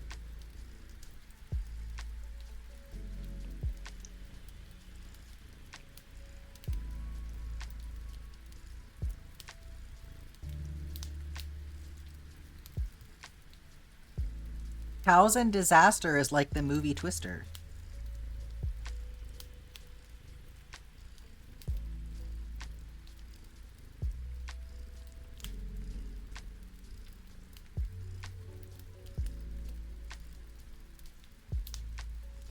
Forgot that existed. How could you forget that existed? It only played on TBS so much as when I was growing up.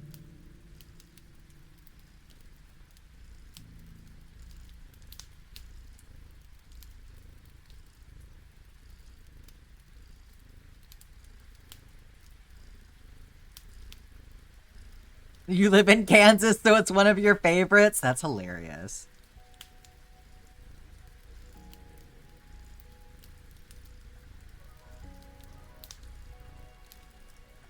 Always been bigger into books? That's totally fair. I mean, I love books, but I also enjoy a good TV, you know? I like a little TV.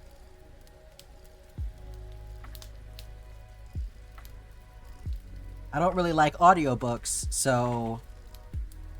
You know, I need something to do while I'm crocheting. Your attention span just goes somewhere else. It has to be engaging for me for sure, but like that's why I really like a lot of stuff for multitasking purposes. Like I love having something on in the background while I'm doing something else.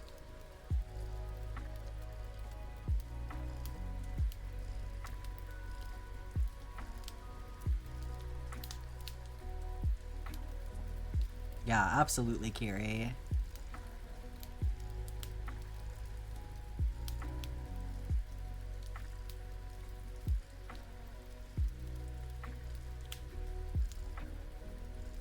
Yeah, no, I mean, I get listening to audiobooks.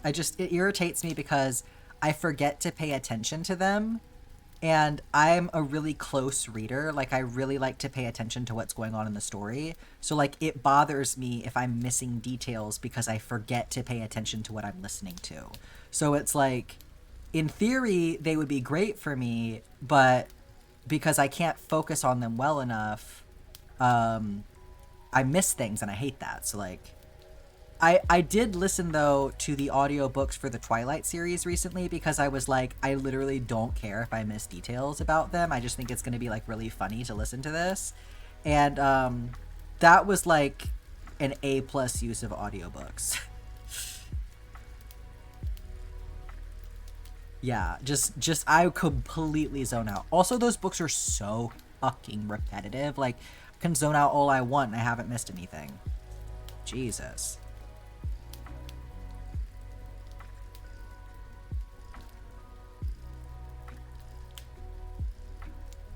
Yeah, you gain better understanding. Like, yeah, some people have different learning styles for sure. Like, you probably are just like an auditory learner, and I am a very visual learner. Like, I have to be looking at things to absorb information.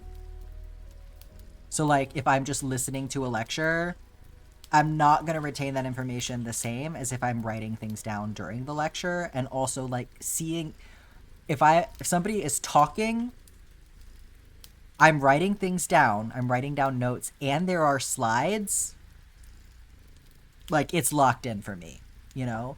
I literally, when I was in high school, 9th grade world history, passed that class with a 100% because the teaching style was just so, like, perfectly, like, on point with what I needed. I retained every single piece of information I heard in that class.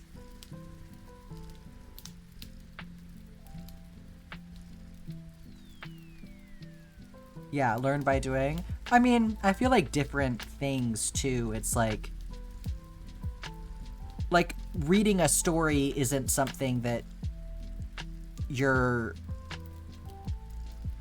doing, and like it's, you're processing the information, but it's not something that you're having to like functionally learn how to do. So ADHD plus learning style. Yeah, absolutely.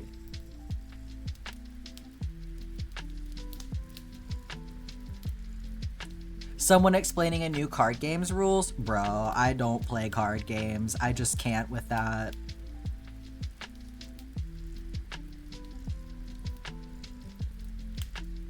Really gotta touch base with your therapist? Yeah, I mean, I think if your therapist is the one that brought it up in the first place, probably worth talking about with them, at least to explore. And there are lots of, like, even if it's not an ADHD experience, there are other, what's the word I'm looking for? Like, brain styles that have similar presentations to ADHD. So, I mean, it's worth it to unlock new information about yourself, potentially. Doesn't hurt to ask, especially if you're going anyway. 5K left for a standard square. You're so close. Neuroprocessing. Thank you. That's a good word for it. Yes. Some kind of neurospicy. Exactly. Crack it open like a Kinder egg. Wow. What a beautiful way to phrase it.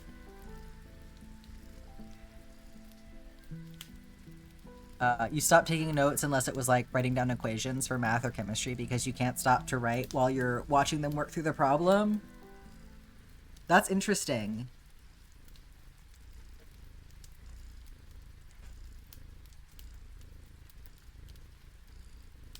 And teachers would get, I think it's very silly to get mad at students for taking notes in the way that works best for them.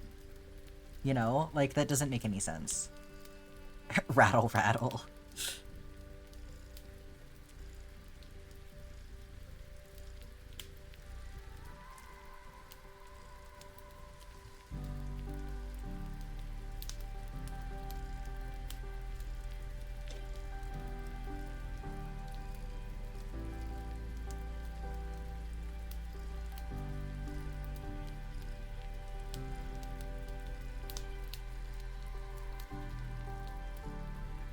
Yeah, requiring kids to write notes a certain way, it's like, I don't know. You need to reevaluate your role as a teacher, because it's not, everybody's not you, babe.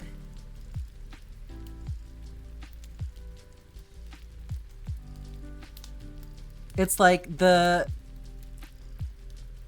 if the thoroughness of a student's note-taking was an accurate enough measure of whether or not they had absorbed the material, you wouldn't need to give kids tests. Let the tests speak for themselves. Like, come on. Is that not what they're there for?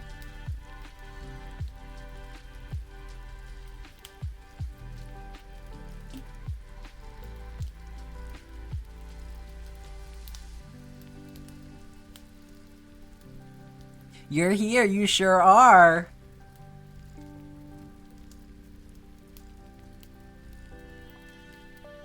Bad at tests. I think that's so interesting. It's like, I fully appreciate that some people are just bad at tests, but like, I'm not. I'm really good at tests.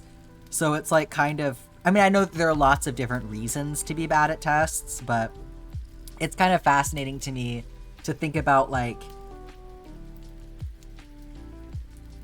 what that really means for you to be bad at tests, you know? Test taking is a skill, absolutely. But it's like, why have it then if you're not going to use it? Like, I definitely am not saying it is the end-all be-all for like measuring students' retention, because it's like, there are different ways of measuring that, right? Like, you have different kinds of assignments when you were in school, but A, why have tests at all if you're not going to look at them? And B, none of the methods that are being used for measuring a student's retention are notes. You should not be graded on your notes.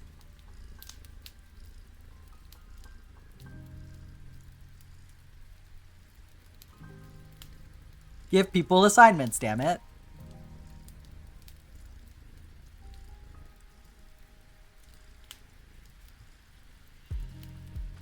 Used to be great at test taking until your Spanish teacher in college refused to answer your question. It's like they want you to fail when they do shit like that.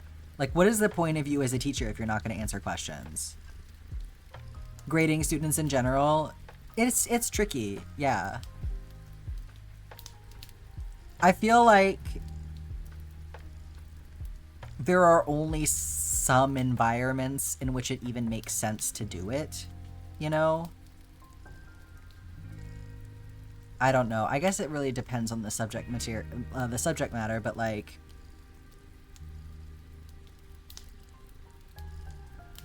I mean, the entire idea of like structured learning is so new in actuality, and we're still learning so much about how people even learn, that there's a lot of room for adjustments, you know?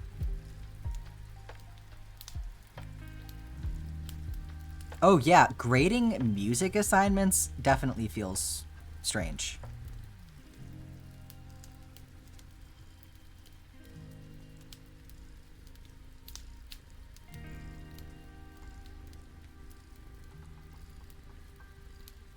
Yeah, I think that's definitely a good approach to it, for sure. Yeah, like using assignments to gauge, yeah, like you said, gauge understanding.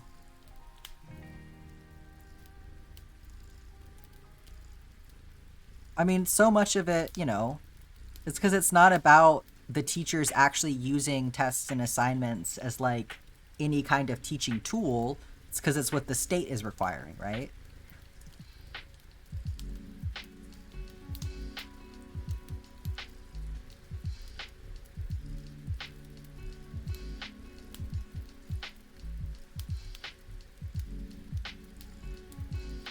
Yeah, that's good insight, Shy.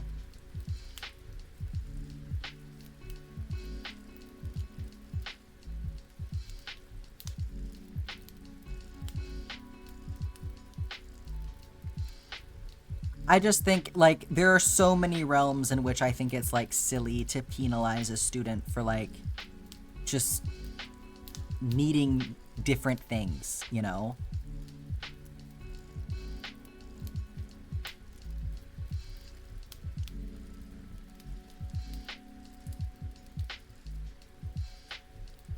Especially in a classroom environment, because it's like, sometimes if you are forcing a student to prioritize good note-taking over learning, then, like, you can actually hinder their learning experience, you know?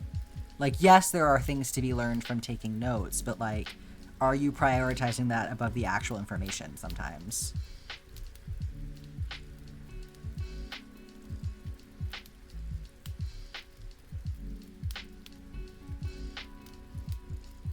God, I remember when I was in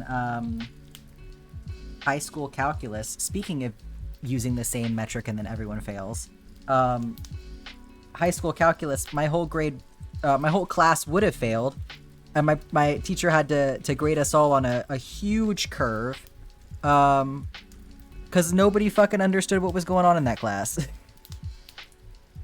Which, not a sign of a very good teacher, to be honest, but also, calculus is fucking crazy.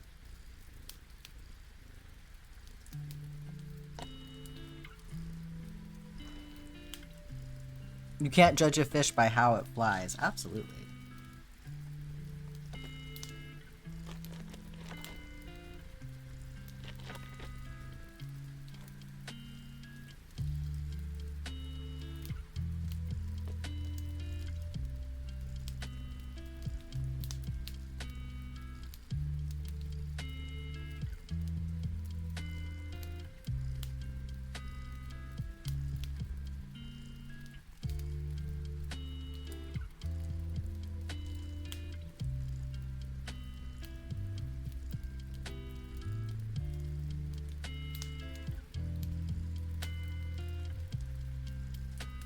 Not gonna stop me from launching fish out of this cannon.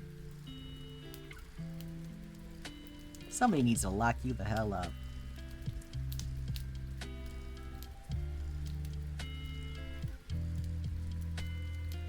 You got a lot of starfruit wine? Hell yeah.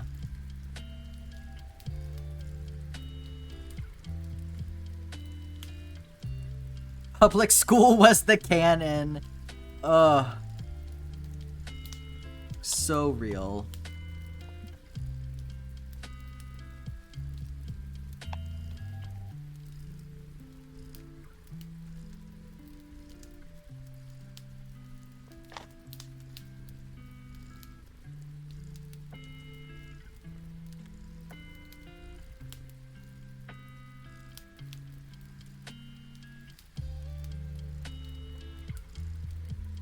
You miss one of your dual credit English professors. Always remembered her for her unorthodox teaching methods.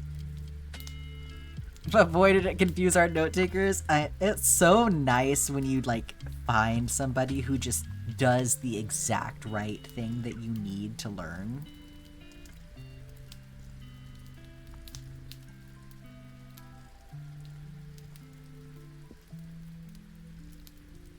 Wow. Let's go, Zephyr. That's amazing.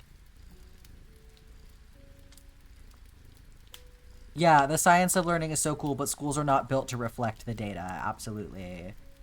Principals get their evaluations from how well the math or English assignments go, and then all of the trickle-down stress in combination with behavioral issues and lack of admin support. Yeah. Lots of teachers are teaching against better instincts.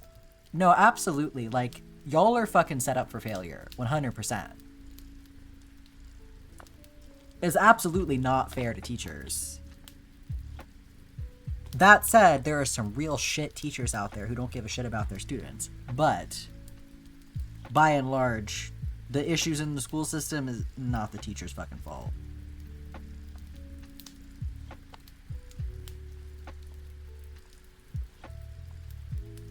Yeah. Well, it's like, it's been fucked over so hard by capitalism and just making everything about,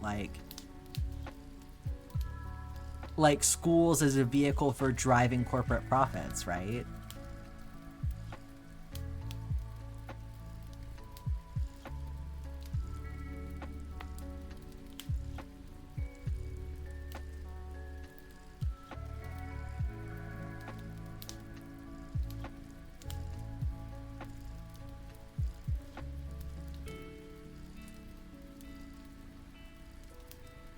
Yeah. Yeah, teachers are stretched so thin.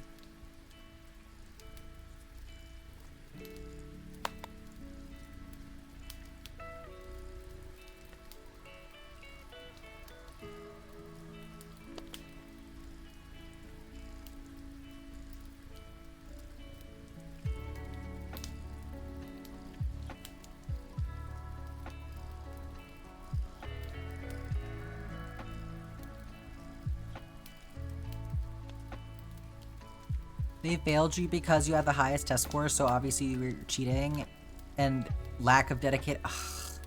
The participation and attendance thing annoys the shit out of me.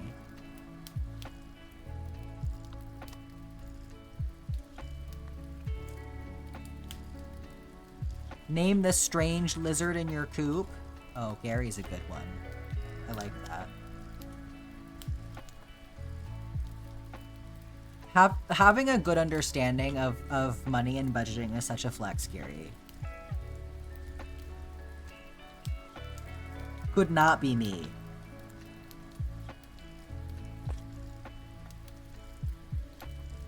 Oh, everything's back where it goes.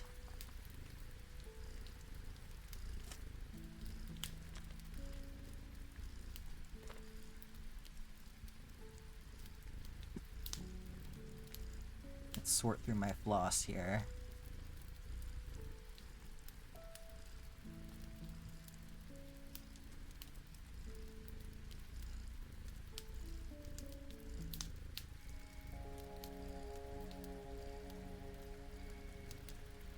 Feels like the tidying took longer than the map making. Well, I haven't tidied in a hot second, so that was like not even just from today. That was like from a couple of days.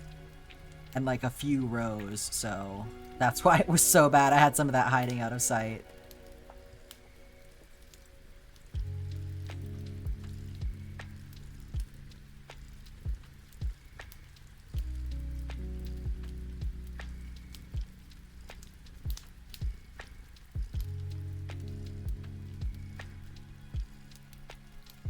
Why'd you just find a twig in your hair? What's going on over there, Scarlet?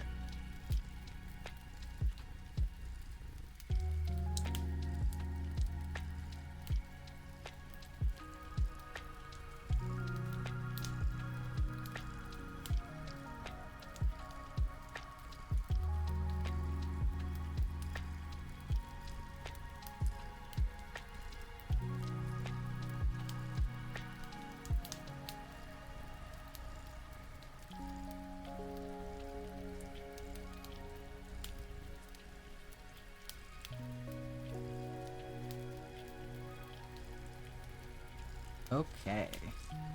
That's not... Oh, your dog nearly drug you into a tree earlier? Man, starfruit wine and ancient fruit crops back to back is such good timing.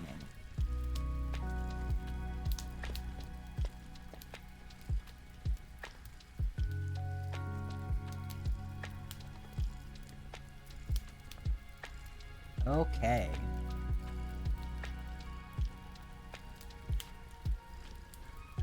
Oh, what a day. So there's definitely not time left for us to play Stardew today, but that's okay. We can come back on Sunday and play. So let's look for somebody to raid here.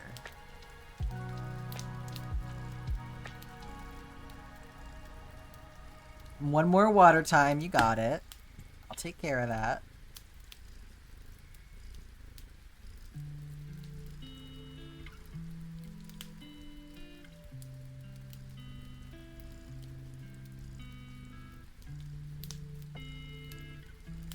Sleeping Luna Designs is on crocheting a men's sweater vest.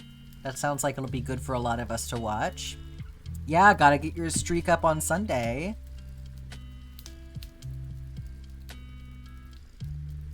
Yeah, little Amunga's reading so sweetly, it's true. Thanks y'all so much for joining me today, as always. I appreciate you. You really make the work fly by. So I hope that you have a good rest of your day and a good Saturday. And I will see y'all on Sunday. Bye-bye. Yeah, raids give channel points. Stick around.